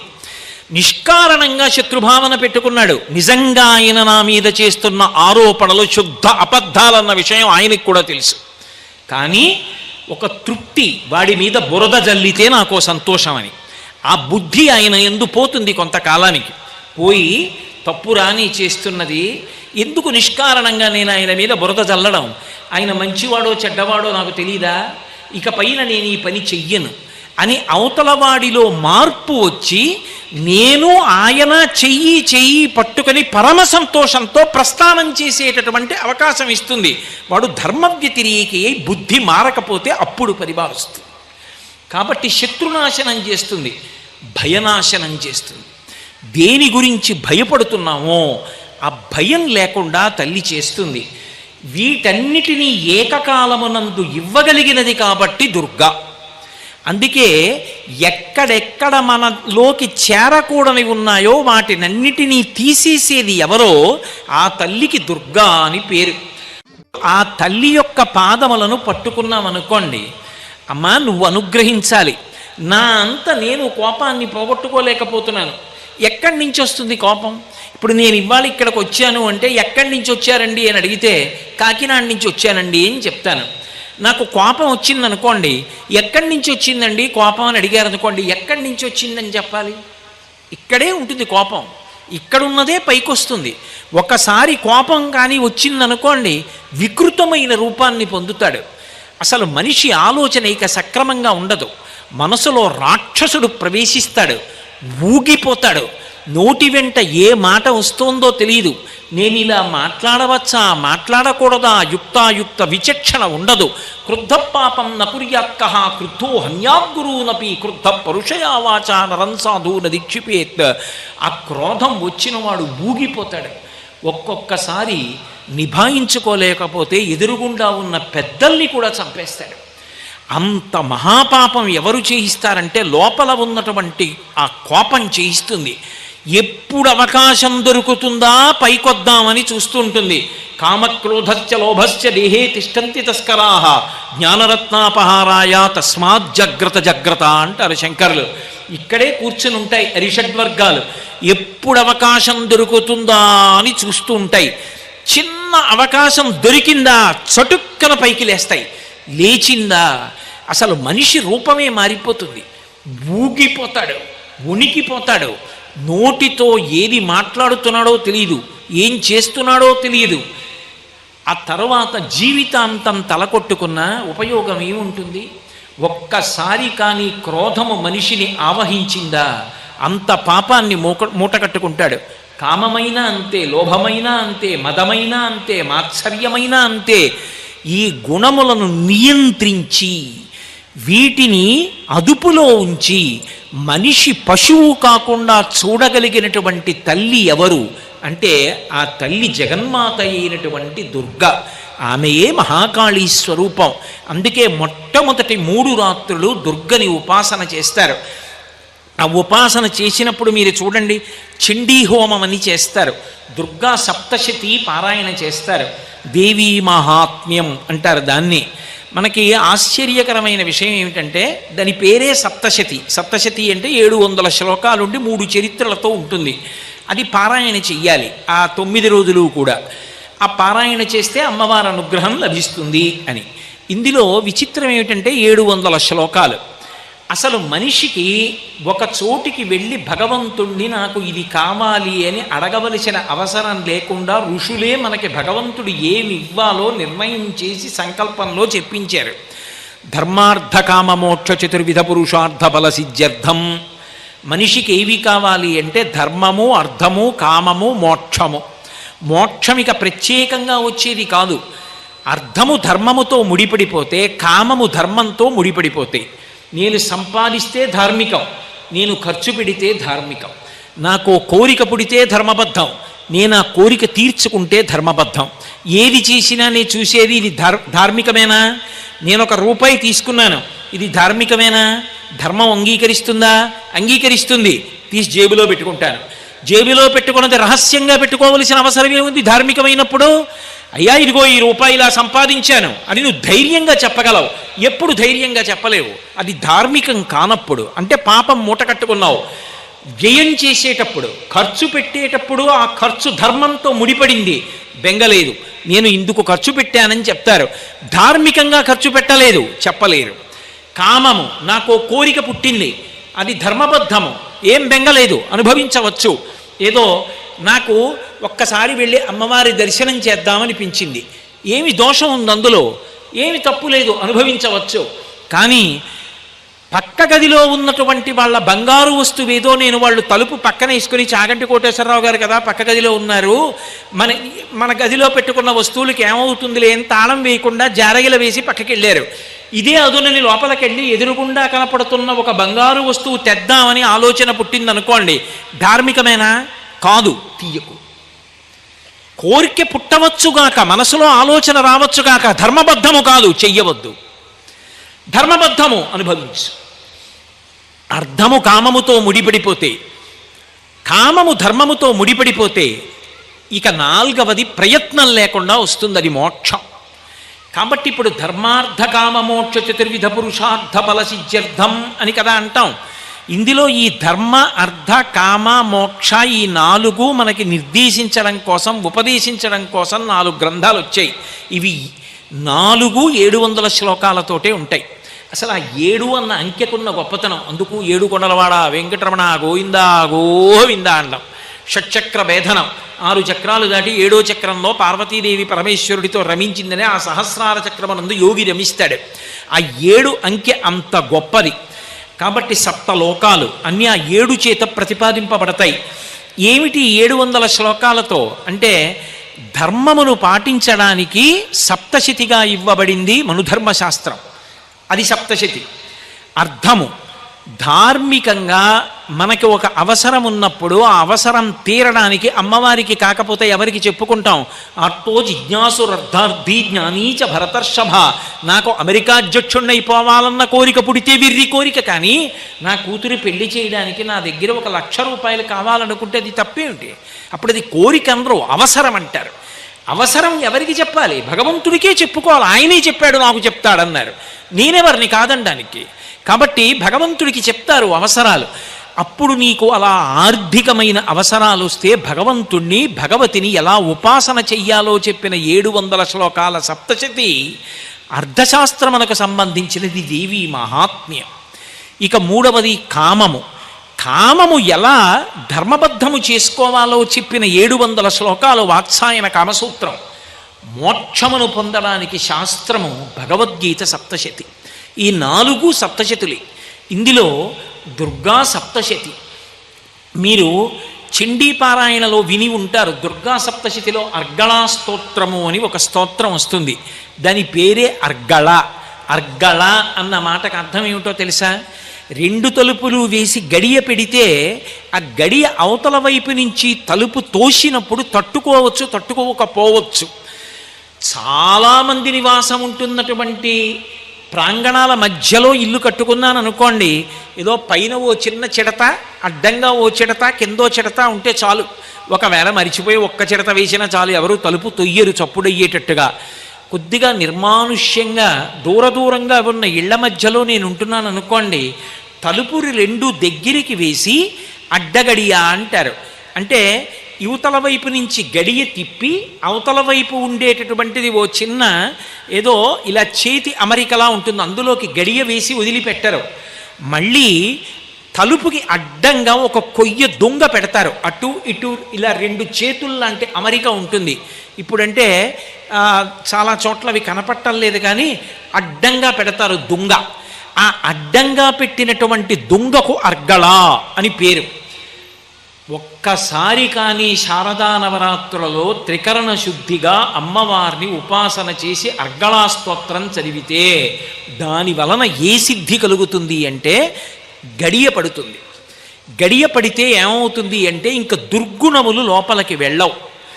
దుర్గుణములు లోపలికి వెళ్ళవు అన్న మాటకు అర్థం ఏమిటో తెలుసా? నేను కంటితో చూడవచ్చు, కానీ దాని వలన నా మనసులో మాత్రం దుర్మార్గమైన భావన రాదు.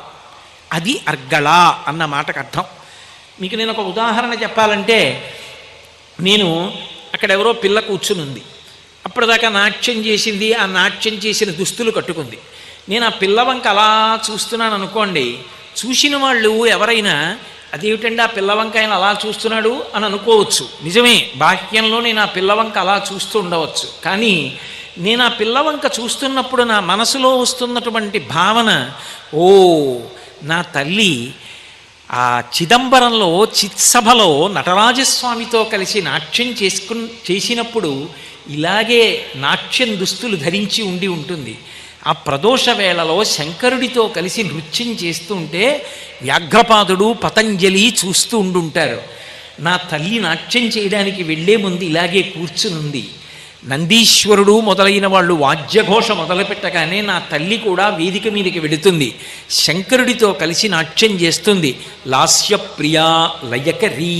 ఏమి నా తల్లి ఈ రూపంలో ప్రదోష వేళలో ఇలా కూర్చుందా ఏమి అని నేను మనసులో భావన పొందుతున్నాను.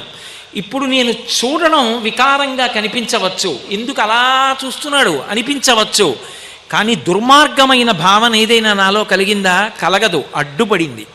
పడి ఆ పిల్ల యందు నేను సాయంకాలం ప్రదోష వేళలో చిత్సభలో కనక సభలో చిదంబరంలో నృత్యం చేయడానికి నటరాజస్వామితో కలిసి వెడుతున్నటువంటి జగన్మాత దర్శనం చేస్తున్నాను. మనసు శుద్ధమై ఉత్తమ భావనలు వచ్చి దుర్మార్గ భావనలు ఇంద్రియములు చూసినప్పుడు కలగకుండా చెయ్యగలిగినటువంటి శక్తి ఎవరున్నదో, ఏ తల్లి ప్రచోదనంగా ఆలోచననిస్తుందో ఆ తల్లి అనుగ్రహం అర్గళా స్తోత్రము ద్వారా ప్రసరిస్తుంది. అందుకే ఈ దేవీ నవరాత్రులలో అర్గళా స్తోత్రం చేసి అమ్మవారిని పదే పదే అడుగుతారు. మీరు విజయవాడ కనకదుర్గమ్మ దేవాలయం దగ్గర కూర్చున్నా, ఎక్కడ దేవీ నవరాత్రులు జరుగుతున్న చోట సప్తశతీ పారాయణం జరుగుతున్నా మీకు ఈ మంత్రం వినపడుతుంది. రూపం దేహి, జయం దేహి, యశో దేహి, దిశో జహి. ఇది ఎన్నో మార్లు చెప్తారు, చెప్పి హవిస్సిస్తారు అమ్మవారికి. రూపం దేహి, అమ్మ నాకు మంచి రూపాన్ని. ఏమిటి మంచి రూపం? కొత్తగా ఏమైనా మారిపోతుందా? నల్లగా ఉన్నవాడు తెల్లగా అయిపోతాడా? తెల్లగా ఉన్నవాడు నల్లగా అయిపోతాడా? అందంగా ఉన్నవాడన్న మాటకు అర్థం ఏమిటి? ఎవడికి అందంగా ఉండాలి? నీ భర్తకి నువ్వు అందంగా ఉంటే చాలు, నా భార్యకి నేను అందంగా ఉంటే చాలు. ఇంకెవరికి ఉండాలి? ఉండకపోతే వచ్చిన నష్టం ఏమిటి? ఎవరికి ఎవరు ఎంత అందంగా ఉండాలి అసలు లోకంలో? మరి ఏమిటి రూపం దేహి అంటే? నాకు రూపం ఇయ్యి అని అడగడం ఏంటి? రూపం లేదా? ఇప్పుడు నీకు కాళ్ళు లేవా, చేతులు లేవా, చెవులు లేవా, ముక్కు లేవా, కళ్ళు లేవా, నోరు లేదా, రూపం లేదా, పేరు లేదా? ఎందుకు అడుగుతున్నావు? ఏమిటి రూపం దేహి అంటే? ఏ రూపాన్ని కోరుతున్నాడంటే నిజానికి అన్ని రూపముల యొక్క ఆలవాలమైనటువంటి రూపం ఏది అంటే అసలు నిజానికి వెలుగు. అందుకే దివు అంటారు, కాంతి. అసలు ఆ తల్లి యొక్క రూపం ఏది అంటే ఆ వెలుతురు ఆమె యొక్క స్వరూపం. ఆమె జగన్మాతయ్య క్రీడిస్తుంది, ప్రకాశిస్తుంది. అందుకే జగజ్జనని దేవీ అని పిలుస్తారు, దేవీ భాగవతం అంటారు. దేవి అంటే దివ్ అంటే క్రీడించున్నది, ప్రకాశించున్నది. ప్రకాశము ఆమె యొక్క రూపము. ప్రకాశము లేదనుకోండి రూపము కనబడదు. ఇప్పుడు ఈ దీపాలేవి లేవనుకోండి, నా రూపం ఎలా కనబడుతుంది? మీ రూపాలు నాకెలా కనబడతాయి? అసలు నిజానికి రూపములకన్నిటికీ కూడా పరాకాష్ఠ అయిన రూపం ఏది అంటే వెలుగు. ఆ వెలుగు ఏదో మాకు తెలియాలి. ఆ వెలుగు యందు మేము లీనమైపోవాలి, ఆ వెలుగు మేమైపోవాలి. ఇక ఆ వెలుగు కన్నా వేరుగా మేము ఉండకూడదు. నది చూడండి, ప్రవహించి ప్రవహించి ప్రవహించి ప్రవహించి వెడుతుంది. వెళ్ళి వెళ్ళి వెళ్ళి వెళ్ళి చివరికేమవుతుంది? సముద్రంలో కలిసిపోతుంది. కలిసిపోయిన తర్వాత ఇక నదేది, పేరేది, నీరేది, రుచేది, రూపమేది లేదు, సముద్రంలో కలిసిపోయింది. శంకరులు శివానందలహరి చేస్తూ అంటారు, అంకూలం నిజబీజ సంతతిరయస్కాంతో ఫలం సూచిక సాధ్వీ నైజ విభుం లతాక్షితిరుహం సింధు సరిద్వల్లభం ప్రాప్నోతీహ యథా తథా పశుపతే పాదారవిందద్వయం చేతో వృత్తి రూపేత్య తిష్టతి సదా సా భక్తి రుత్యుచ్యతే అంటారు. ఆఖరికి నది వెళ్ళి సముద్రమునందు సంగమించిపోయినట్టుగా నేను రూపమన్నది లేకుండా నామమన్నది లేకుండా భగవంతుని యందు ఐక్యమైపోవడమే భక్తి యొక్క పరాకాష్ఠ. అదిగో అటువంటి స్థితిని నాకు కల్పించదవుగాక. అది రూపం దేహి, జయం దేహి. ఏమిటి జయం కావాలి నీకు అంటే జీవితము నిత్య సంగ్రామం, ప్రతి క్షణం సంగ్రామం జరుగుతూనే ఉంటుంది. అందుకే వినాయకుడిని ఒక మాట అడుగుతాం, సంగ్రామే సర్వకార్యేషు విఘ్నస్తస్య నజాయతే. ఏమిటి సంగ్రామం, ఏమిటి యుద్ధానికి ఎడతావు నువ్వు అంటే యుద్ధానికంటే నిజంగా కత్తి కర్ర పట్టుకుని ఎడుతున్నానని కాదు, జీవితంలో ప్రతి క్షణం యుద్ధమే. ప్రతి క్షణం యుద్ధంలో జయం దేని వల్ల పొందుతాడో తెలుసా? కర్తవ్యత నిష్ఠ చేత పొందుతాడు. ఇది మీరు బాగా పట్టుకోవాలి, కర్తవ్యత దృష్టి. అందుకే మీరు జాగ్రత్తగా గమనించండి, ఎక్కడా కూడా ఆర్షవాంగ్మయంలో బాధ్యత అన్న మాట వాడరు. మీకు అంతవరకు ఎందుకు, వెంకటేశ్వర సుప్రభాతం ఉంటుంది, కౌసల్యా సుప్రజా రామ పూర్వా సంధ్యా ప్రవర్తతే ఉత్తిష్ఠ నరశార్దూల కర్తవ్యం దైవమాన్హికం. రామచంద్రమూర్తి లక్ష్మణస్వామి శిష్యులై విశ్వామిత్రుడితో కలిసి వెడుతున్నారు. రాత్రి నిద్రపోయారు, బడలిపోయారు పిల్లలిద్దరూ. తెల్లవారిపోయింది, సూర్యోదయం అయిపోతోంది, పడుకున్నారు. విశ్వామిత్రుడు సంధ్యావందనాది కార్యక్రమాలు చేసుకున్నాడు. వచ్చాడు, పిల్లలిద్దరిని చూశాడు. ముద్దులులికే పిల్లలు నిద్రపోతున్నారు, లేపుతున్నాడు. కౌసల్యా సుప్రజా రామ, కౌసల్య యొక్క ముద్దుల కొడక రామ లే. ఉత్తిష్ఠ నరశార్తూల, దేనికి లేవాలి? కర్తవ్యం దైవమాన్హికం. ఏమిటి కర్తవ్యం అంటే దైవమాన్హికం. ఇది బ్రాహ్మీ ముహూర్తం, నువ్వు లేచి సంధ్యావందనం చెయ్యాలి, సూర్య నమస్కారం చెయ్యాలి, అర్ఘ్యం ఇవ్వాలి, గాయత్రీ మంత్రం చెయ్యాలి. అలాగే ఎక్కడ చూడండి అదే అంటాడు. ఎప్పుడైనా సరే రాజైనటువంటి వాడికి కర్తవ్యం ఏమిటి అంటే కర్తవ్యం రక్షతా సదా అంటాడు. రక్షించడము కర్తవ్యం. కర్తవ్యం శాంతికారకం. కర్తవ్యం కాదు బాధ్యత, అది మీ యొక్క అశాంతికి కారణం. కర్తవ్యం, నేను నా కొడుక్కి చదువు చెప్పించానా లేదా, నా కొడుక్కి నేను మంచి బుద్ధులు చెప్పానా లేదా, నాన్నగారు ఇలా చేసినప్పుడు నేను ఇలా ఎందుకు చేయకూడదని వాడు నన్ను ఆదర్శంగా తీసుకుని తప్పు పనులు చేయకుండా నేను జాగ్రత్తగా ప్రవర్తించానా లేదా, వాడు జీవితంలో వృద్ధిలోకి రావడానికి కావలసినవన్నీ నేను అందించానా అందించలేదా, నా కర్తవ్యం అయిపోయింది. నా చెప్పులు విప్పేయాలి. అస్తమానం ఆ చెప్పులు వేసుకుని ఎలా కూర్చుంటావు? ఒకనాడు నేను పెళ్లిపీటల మీదకి ఎడుతున్నప్పుడు చెప్పులు వేసుకున్నాను, పెళ్లి కొడుకు చెప్పులు. తర్వాత విప్పేశాను. తండ్రి అన్న చెప్పులు వేసుకున్నాను. తర్వాత నా కొడుక్కి పెళ్లి చేసేటప్పుడు స్నాతకంలో స్నాతకం చేస్తున్నవాడు అన్న చెప్పులు వేసుకున్నాను. చెప్పులు వేసుకున్నాను అంటే ఆ పాత్ర పొందాను. తర్వాత నా కొడుక్కి కొడుకు పుట్టాడు. నేను కాదు బాలసార పీటల మీద కూర్చునేది, ఆ చెప్పులు ఇప్పుడు నా కొడుకు వేసుకుంటాడు. వాడు తండ్రి, వాడు కూర్చుని బాలసారి చేస్తాడు. ఎప్పుడు ఏది విప్పేయాలో అది విప్పేయాలి, ఎప్పుడు ఏది పట్టుకోవాలో అది పట్టుకోవాలి. పట్టు విడుపు తెలియని వాడు గెలవలేడు. అందుకే వాడికి పట్టు విడుపు తెలియదండి అంటారు. ఇది చివరికి ఎక్కడికి వెళ్ళాలి? సాధన చెయ్యడానికి దీన్ని పట్టుకోవాలి. ఒకనాడు సాధన చేసి చేసి చేసి చేసి జ్ఞానం అంకురించింది. పిందెగా రాలిపోకు, కాయగా రాలిపోకు, పండైపోయింది, మెత్తగా అయిపోయింది, లోపల ఉన్న గుజ్జు రసమైపోయింది, తీయగా అయిపోయింది. తనంత తాను ముచిక వదిలిపెట్టేయాలి, రాలిపోవాలి. ఆయన పండిపోయాడండి అంటారు. అందుకే పట్టు తెలియాలి, వదలడం తెలియాలి. ఇది తెలియలేదనుకోండి, అదంతా నాదే బాధ్యత అనుకుంటాడు. నేను సంపాదించకపోతే ఎలాగండి? ఎంత సంపాదిస్తావు? కొడుకు, మనవలు, మునిమనవలు, ఇనుమనవలు, ఎన్ని తరాలకి సంపాదిస్తావు? మిగిలినటువంటి ఏ ప్రాణికి సంపాదన గొడవ లేదు. దానికి పిల్లలు వృద్ధిలోకి వచ్చి తనంత తాను తినేవరికే. ఓ కుక్క ఉందనుకోండి, దానికి పుట్టిన పిల్ల తనంత తాను ఆహారం సంపాదించుకోగలదా లేదా? అక్కడతో అయిపోయింది దాని కర్తవ్యం. మనుష్యుడి దగ్గరికి వచ్చేటప్పటికీ అయ్యి బాబోయ్, ఈ సంపాదన అన్న మాటకు అర్థం ఎక్కడుందండి? అసలు ఎంత సంపాదిస్తే పూర్తవుతుంది? లేదు. అప్పుడు బాధ్యత అన్న పేరు పెట్టుకున్న నాడు దేని యందు కూడా మీకు పూర్తి చేయడం అన్నది లేదు. కర్తవ్యం, నేను చెయ్యవలసింది చేశానా లేదా, నేను చెయ్యవలసింది నేను చేస్తున్నానా, చేశానా, అంతే తృప్తి. అందుకే కర్తవ్యతానిష్ట జయమునకు కారణము, చిత్తశాంతికి కారణం ఎక్కడుంటుందంటే కర్తవ్యం. నేను చెయ్యవలసింది చేస్తున్నానా, నేను చెయ్యవలసింది చేయకపోతే అప్పుడు ఏడవాలి. నేను చెయ్యవలసింది చేశానా లేదా, నేనేం చేయను? తల్లి ఏం చేయగలదు? అన్నం వండగలదు, కూరలు వండగలదు, పచ్చడి చేయగలదు, పులుసు పెట్టగలదు, పెరుగు సిద్ధం చేయగలదు, అక్కడ పెట్టగలదు. 25 వచ్చిన కొడుకు ఆకలేస్తున్న అన్నం తినకుండా ఏదో చూస్తూ కూర్చుంటానంటే తల్లి బలవంతంగా అన్నం పెట్టగలదా? తన కర్తవ్యం. వండింది, పెట్టింది, పిలిచింది, తినరా అంది, 10 మాటలు చెప్పింది. వాడు తినలేదని ఈవిడ తల కొట్టుకు ఏడిస్తే నా కర్తవ్యం జయం. నేను నిత్య సంఘర్షణ, జీవితంలో ప్రతిదీ పోరాటమే. ఈ పోరాటంలో నేను గెలవాలి కర్తవ్యతానిష్టతో. నేను శాంతిగా ఉండాలి. అసలు శాంతము లేక సౌఖ్యము లేదు సారసదలనయన అంటారు త్యాగరాజస్వామి. అసలు శాంతం లేకుండా ఇంకేం చేస్తావు ఉపాసన? ఆ ప్రశాంతత లేనినాడు. ఎప్పుడు నాకు ప్రశాంతత అంటే, రేపు నేను పూజామందిరంలో కూర్చున్నాను అనుకోండి, నిన్న చెయ్యవలసినవి చేశానా, ఇవాళ చెయ్యవలసినవి చేస్తానా? అంతే. నిన్న చెయ్యవలసినవి చేశాను, ఫలితం రాలేదు, వదిలేయి, అది ఈశ్వర అనుగ్రహం, అంతే. ఇది జయం దేహి. బాహ్యమునందు అమ్మా నేను చేసిన సంకల్పాలు ఏమున్నాయో అవి నెరవేరేటట్టుగా చూడు. అడగడం తప్పేం కాదుగా, అడగవచ్చు. కాబట్టి రూపం దేహి, జయం దేహి, యశోదేహి. యశోదేహి అంటే ఇది మనిషి అడగాలి. ఎందుకని అంటే ఈ శరీరం ఎంతకాలం ఉంటుంది?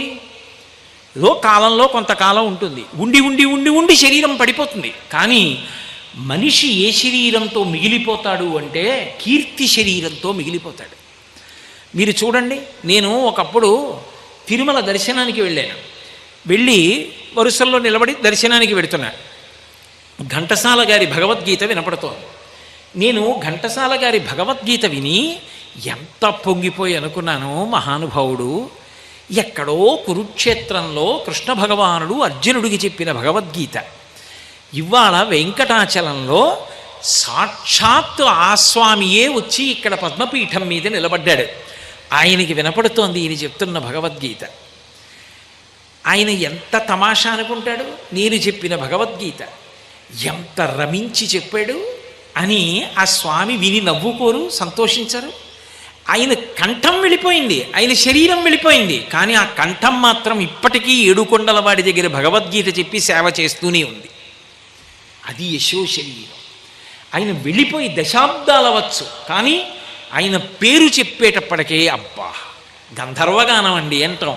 అందుకు కదూ విజయవాడ పట్టణం ఆ మహానుభావుడికి పట్టాభిషేకం చేసింది గౌరవించి. ఘంటసాల ప్రాంగణం అని ఒక ప్రాంగణమే పెట్టింది. కాబట్టి యశో శరీరుడయ్యాడు ఆయన. కాబట్టి యశోదేహి, మంచి పని చేస్తే కీర్తి లభిస్తుంది అంటే దాని అర్థం, అమ్మా నేను మంచి పనులు చేసేటట్టుగా చెయ్యి. మంచి పని ఎప్పుడు చేస్తావు? మంచి సంకల్పం వస్తే. మంచి సంకల్పం ఎప్పుడు వస్తుంది? మంచివి చూస్తే, మంచివి వింటే. అసలు మంచి వినకుండా ఎక్కడో భయంకరమైన విషయాలన్నీ విన్నవాడికి మంచి సంకల్పం ఎందుకు పుడుతుంది? పుట్టదు. అందుకని మంచివి వినాలి, మంచివి చూడాలి, మంచివి తినాలి, మంచివి ముట్టుకోవాలి, మంచివి వాసన చూడాలి, మంచి ఆలోచన రావాలి, మంచి నిర్ణయం చేయాలి, మంచి పని చెయ్యాలి, దానివల్ల కీర్తి పొందాలి. అలా నన్ను అనుగ్రహించు. కాబట్టి రూపం దేహి, జయం దేహి, యశోదేహి, దిశో జయి. అమ్మా మేము శత్రువుల్ని గెలిచేటట్టుగా చెయ్యి.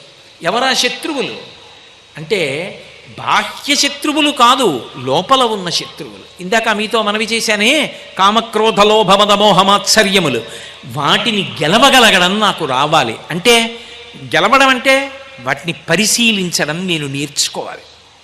ఒక్కసారి కోపం వచ్చింది, ఎక్కడి నుంచి వచ్చింది? ఎందుకంత ఊగిపోతున్నాను నేను? ఎందుకు నా మాట అదుపు తప్పిపోతోంది? నన్ను నేను పరిశీలించుకొని ఉత్తర క్షణంలో నిభాయించుకోగలగాలి. జీర్ణాం సవై పురుషముచ్యతే అంటారు. పాము తన కుబుసాన్ని తాను వదిలిపెట్టేసినట్టు నా కోపాన్ని నేను వదిలిపెట్టగలగాలి, తెచ్చిపెట్టుకోవాలి. ఏదో నియంత్రించడానికి ఇలా వేలు చూపించాలి అంతే. నియంత్రించడం అయిపోయింది, వదిలిపెట్టేయాలి. అంతేకాని ఇక చచ్చిపోయే వరకు మనసులో పెట్టుకుని అదే పనిగా క్రోధంతో బ్రతకకూడదు. అంతకన్నా భయంకరమైన జీవితం ఇంకొకటి ఉండదు. కాబట్టి అలా అమ్మా నేను శత్రువులను గెలవగలిగినటువంటి అవకాశం నాకు కల్పించు. అందుకే ఎవరా దుర్గమ్మ? ఆ దుర్గమ్మయే మహిషాసుర మర్దని, ఎవరో కాదు. ఏమిటి మహిషాసుర మర్దనం? ఎప్పుడో మహిషాసురుణ్ణి మర్దించిందా? ఇప్పటికీ దేవీ నవరాత్రులా? ఎందుకండి ఇది? ఎప్పుడో జరిగిపోయింది, ఓసారి తలుచుకుని వదిలిపెట్టేస్తే సరిపోదా? ఎందుకు అలా చేస్తూ ఉండడం అంటే మీరొక్కటి బాగా జ్ఞాపకం పెట్టుకోండి. మహిషాసురుడనేటటువంటి వాడు ఒక రాక్షసుడిగా భౌతికంగా అంతరించిపోయి ఉండవచ్చు, కానీ ఆ రాక్షస ప్రవృత్తి మాత్రం ఇప్పటికీ లోకంలో బ్రతికుంటుంది. ఆ మహిషాసురుడు చచ్చిపోవాలి. ఎవరా మహిషాసురుడు అంటే మహిషాసురుడు రంభాసురుడి యొక్క కొడుకు. ఆయన బ్రహ్మగారి గురించి తపస్సు చేశాడు. అసలు తండ్రే ముందు తపస్సు చేసి 3 లోకములను గెలవగలిగిన మహావీరుడు నాకు కొడుకుగా కావాలన్నాడు. అటువంటి వాడు పుట్టాడు. ఉన్నది చాలదన్నట్టుగా ఈయన తపస్సు చేశాడు. ఏం కావాలన్నాడు బ్రహ్మగారు? నేను ఎవ్వరి చేతిలో చనిపోకూడదన్నాడు. ఎవ్వరి చేతిలో చనిపోకూడదన్న వరం ఎందుకు అడగాలి అంటే శరీరం ఉండాలి. ఉంటే ఏం చేస్తావు? భోగాలు అనుభవిస్తా. భోగాలు అనుభవించాలంటే ఏం చేస్తావు? ఎవడి దగ్గర నీకు నచ్చిందో అది ఎత్తుకొస్తా. అంటే ధర్మం పోతుందా? పోదా? అందుకని బ్రహ్మగారు అన్నారు, అలా కుదరదు. ఏదో ఒక్క స్థానం వల్ల చచ్చిపోతానని అడుగు. అలా అసలు చచ్చిపోనన్నది కుదరదు. ఒక్క ధర్మం కావాలంటే చిరంజీవిత్వం పొందుతాడు. విభీషణుడు ధర్మం కావాలన్నాడు, చిరంజీవి అయ్యాడు. దేనివల్ల చచ్చిపోతావు నువ్వే అడుగన్నాడు. అంటే రావణాసురుడు చూడండి, రామాయణంలో తృణభూతాహితామన్యే ప్రాణినో మానుషాదయ అంటాడు. మనుషుల గురించి నేను అడగను, వాళ్ళు గడ్డి పరకతో సమానం అంటారు.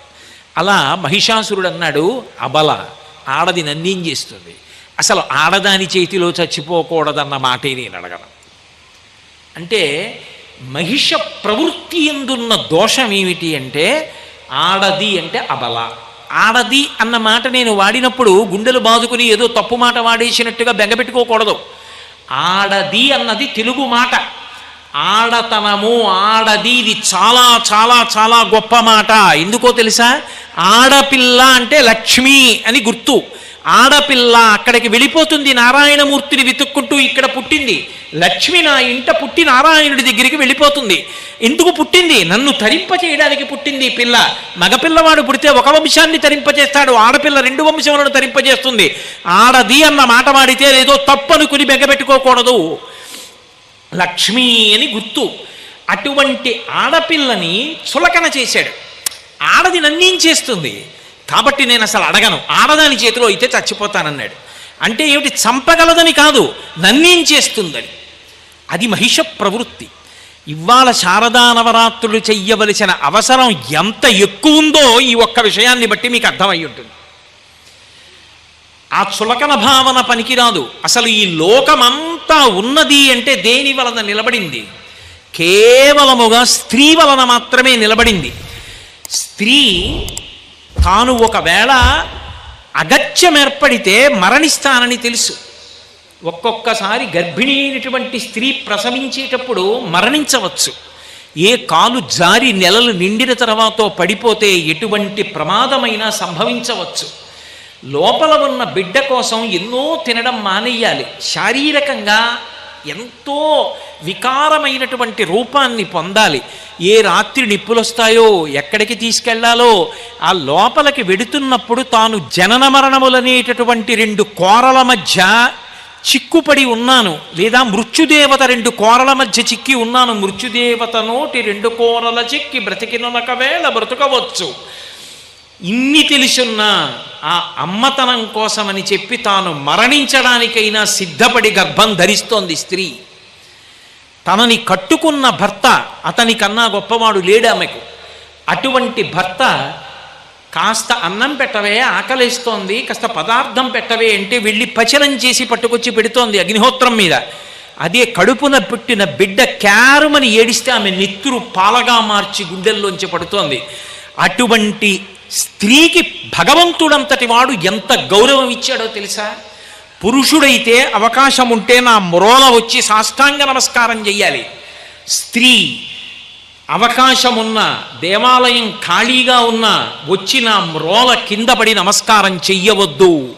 స్త్రీకి సాష్టాంగ నమస్కారం లేదు. అందుకే శరీరమునందుండేటటువంటి ఏ అవయవము గుండా ఈ సమస్త ప్రాణికోటి ఉత్పత్తి అవుతోందో ఆ అవయవము కానీ, శరీరమునకు ఊర్ధ్వభాగమునందున్నటువంటి ఏ 2 స్తనముల చేత ఈ లోకమంతా పోషింపబడుతోందో ఆ స్తనములు కానీ నా మ్రోల నేలకి తగలక్కర్లేదు. వాళ్ళు పంచాంగ నమస్కారం చేస్తే చాలు, నాకు సాష్టాంగ నమస్కారం అక్కర్లేదని భగవంతుడంతటి వాడు గౌరవించాడు. అమ్మ అన్న మాటకి వెంకటేశ్వరుడు అంతటి వాడంత కట్టుబడ్డాడు. ఇవాల్టి రోజున కూడా తల్లిగారికి బకుళమాతకి అంత సేవ చేస్తున్నాడు. అమ్మ ఎక్కడో ఉండడం కాదు, అమ్మ చేతి అన్నం తింటానని దేవాలయంలో పెట్టుకుని వంట జరుగుతుంటే కన్నంలోంచి బకుళమాత చూస్తోంది. బకుళమాతని అంత గౌరవించాడు.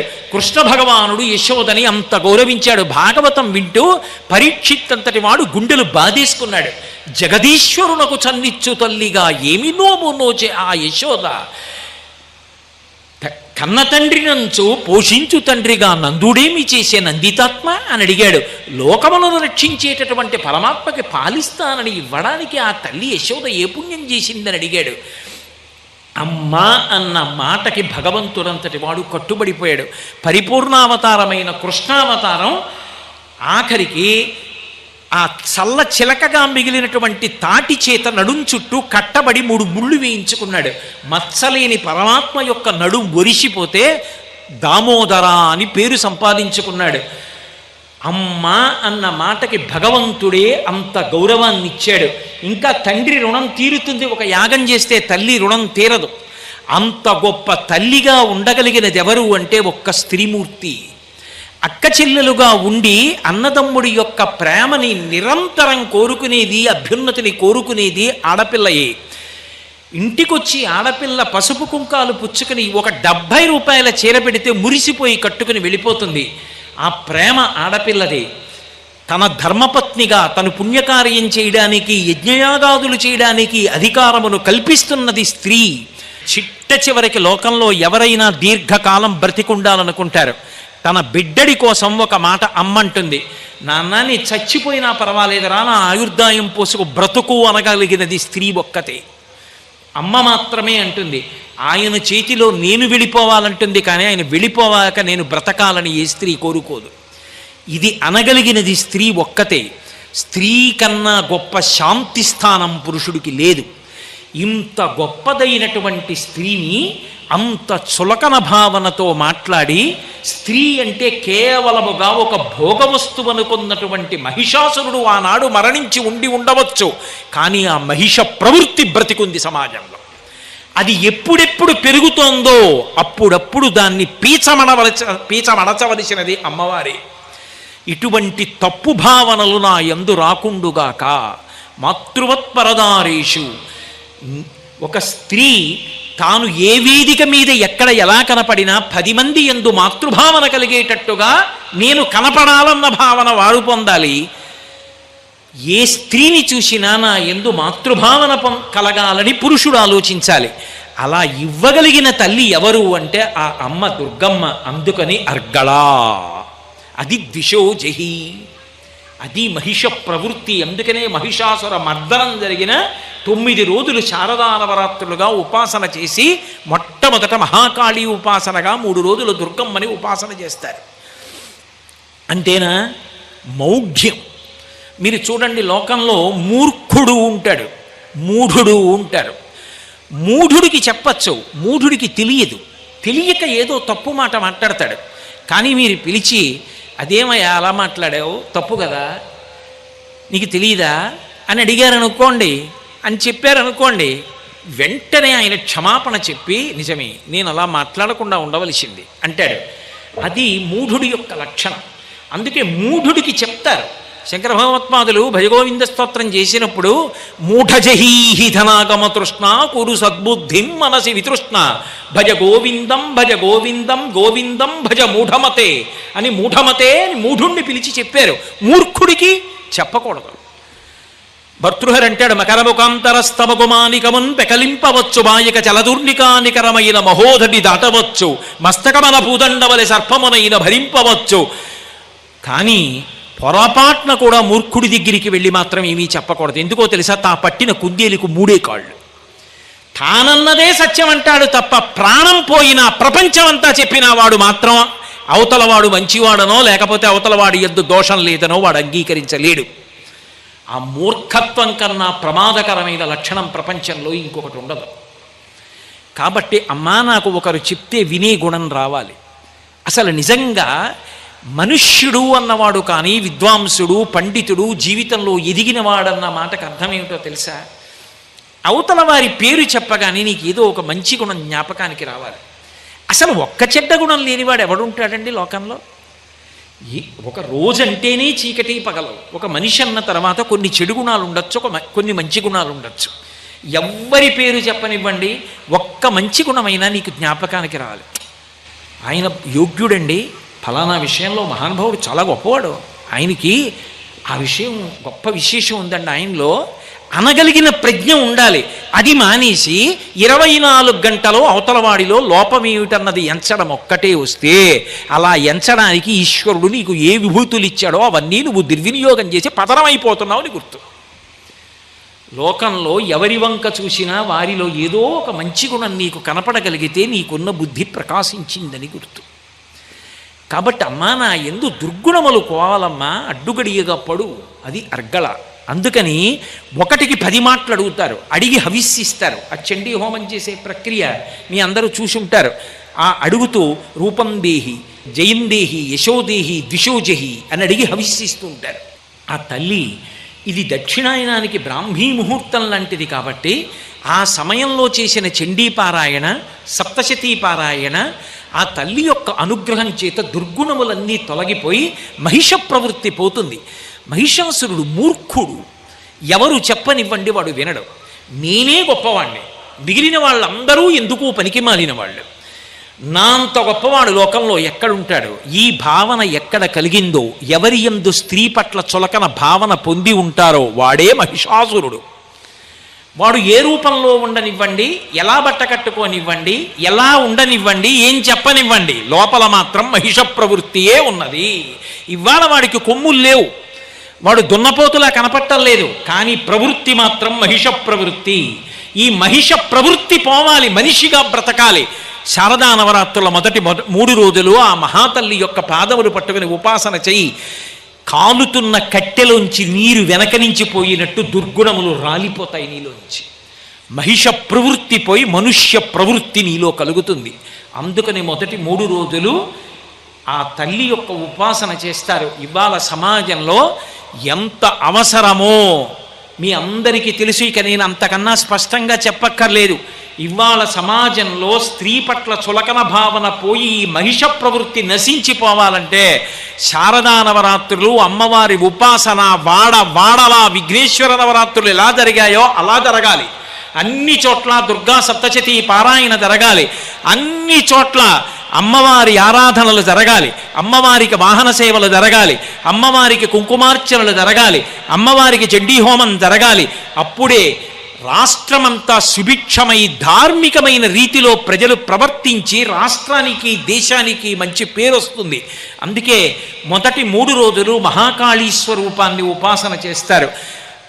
3 రోజులు దాటాక 4, 5, 6 రోజులలో మహాలక్ష్మీ స్వరూపాన్ని ఉపాసన చేస్తారు. మహాలక్ష్మీ స్వరూపం గరుడ వాహనం మీద వెడుతుంటుంది. ఆ తల్లి రక్తాంబరాం రక్తవర్ణాం అని ఎర్రటి బట్టలు కట్టుకుని ఎర్రటి రంగులో ఉంటుంది. ఎర్రటి పూల చేత, మారేడు దళాల చేత పూజింపబడుతుంది. అటువంటి తల్లి సుగుణములనిస్తుంది. మీరు చూడండి, దుర్గుణములు తొలగిపోయిన తరువాత సద్గుణములను అమ్మవారు కటాక్షిస్తుంది. ఎందుచేత అంటే మీరు ఒకటి గమనించండి, అసలు శరీరం బలహీన పడిపోయి జ్వరంతో ఉన్నాడు ఒక వ్యక్తి. బలంగా అతను 100 మీటర్ల దూరం పరిగెత్తడానికి పాల్గొనడానికి బలానికి మందిస్తే వెళ్ళగలడా? పడిపోతాడు. ముందు జ్వరం తగ్గాలి. జ్వరం తగ్గిపోయిన తర్వాత శరీరం బలపడడానికి ఔషధం ఇవ్వాలి. అలా ముందు దుర్గుణములు పోవడానికి మొట్టమొదట మహాకాళీ ఉపాసన చెయ్యాలి. తర్వాత 3 రోజులు మహాలక్ష్మి ఉపాసన చేస్తారు. మహాలక్ష్మి ఉపాసన చేస్తే మన ప్రయత్నం లేకుండానే ఆ అమ్మవారి యొక్క అనుగ్రహం చేత మనసులో మంచి ఆలోచనలు వస్తాయి. అవే గుణములు అవుతాయి.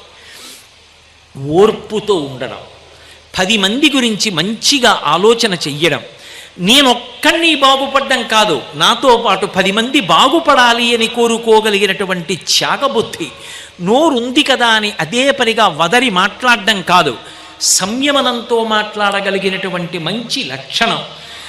ఇవన్నీ దేని చేత వస్తాయి అంటే కేవలముగా ఆ తల్లి యొక్క అనుగ్రహముగా సుగుణములు ప్రకాశిస్తాయి. అందుకే మిగిలిన 3 రోజులు మహాలక్ష్మి ఉపాసన చేస్తారు. ఆ తర్వాత 3 రోజులు 7, 8, 9 రోజుల్లో సరస్వతి ఉపాసన చేస్తారు, మహాసరస్వతి ఉపాసన. అందుకే వాటికి సరస్వతి పూజ, శారదా నవరాత్రులు అని పేరు. మహాసరస్వతి స్వరూపం ఏం చేస్తుంది? వివేకాన్ని ఇస్తుంది. సరస్వతీ పూజలు అని చేస్తారు. ఆ సరస్వతీ పూజ అనేటటువంటి మాటని చాలా చాలా జాగ్రత్తగా అర్థం చేసుకోవాలి. సరస్వతీ పూజ అంటే అది కేవలము విద్యార్థుల వరకు మాత్రమే పరిమితము అని అనుకుంటుంటారు. కాదు, ఆయుధ పూజ. సరస్వతీ పూజ అంటే ఆయుధ పూజ. ఆయుధము అంటే ఏదో యుద్ధానికి వెళ్ళేవాడు పట్టుకునేటటువంటి కత్తో, లేకపోతే రక్షక భటులు పట్టుకునేటటువంటి తుపాకీయో, దేశ సరిహద్దుల్లో ఉండేటటువంటి సైన్యము మొదలైన వారు పట్టుకునేటటువంటి ఆయుధములో వాళ్ళు పూజ చేయాలి. కానండి మా దగ్గర ఆయుధాలే ఉంటాయి, మాకేం పూజ అని అనుకోకూడదు. నీ నుండి సరస్వతి ప్రకాశము బయటికి రావడానికి నీ యందు ఆ తల్లి ఏ రూపంలో కూర్చుని విభూతినిచ్చి నీకు కీర్తినిస్తోందో, నీ జీవితం ఒబ్బిడవుతోందో, నువ్వు పోషించుకుంటున్నావో కుటుంబాన్ని, ఆ విభూతికి ఆధారమైన వస్తువుని తీసుకొచ్చి పెట్టి పూజ చెయ్యడం ఆయుధ పూజ. ఉదాహరణకి ఒక రైతు ఉన్నాడు అనుకోండి. ఒక రైతు ఆరుగాలం కష్టపడి భూమిని దున్ని పంట పండించకపోతే మనకు అన్నం ఎక్కడిది? ఆ రైతుకి ఆయుధమేమి? నాగలి. పంట కోసేటటువంటి వాళ్ళు ఉంటారు, వాళ్ళు కోతల సమయంలో వెళ్ళి కోతలు కోస్తారు, వాళ్ళకి ఆయుధమేమి? కొడవలి. వాళ్ళు అంత ఒబ్బిడిగా కూర్చుని ఒక్క 10 నిమిషాలు మనం ఒంగోలేము. వాళ్ళు పొద్దున్న వెళ్ళిన వారు రాత్రి వరకు ఒంగుని ఆ మొక్కలు పట్టుకొని కొడవళ్లతో కోసి ఒబ్బిడిగా పక్కన కుప్పలు నూరుస్తూ ఉంటారు. అలా వాళ్ళలో ఉన్న శక్తి బయటికి రావడానికి వాళ్ళకి కొడవలి. ఒక ఇంటి ఇల్లాలు ఉందనుకోండి, ఇంటి యజమాని పిల్లలు కడుపు నిండా తిని ఆరోగ్యంగా ఉండడానికి ఆమె చేసేటటువంటి వంటకి సాధనం ఆమె చేతి గరిటె. ఒక శిల్పి ఉన్నాడనుకోండి, ఆయనకి ఉలి ఆయుధం. ఒక పురోహితుడు ఉన్నాడనుకోండి, పంచాంగం ఆయన యొక్క ఆయుధం.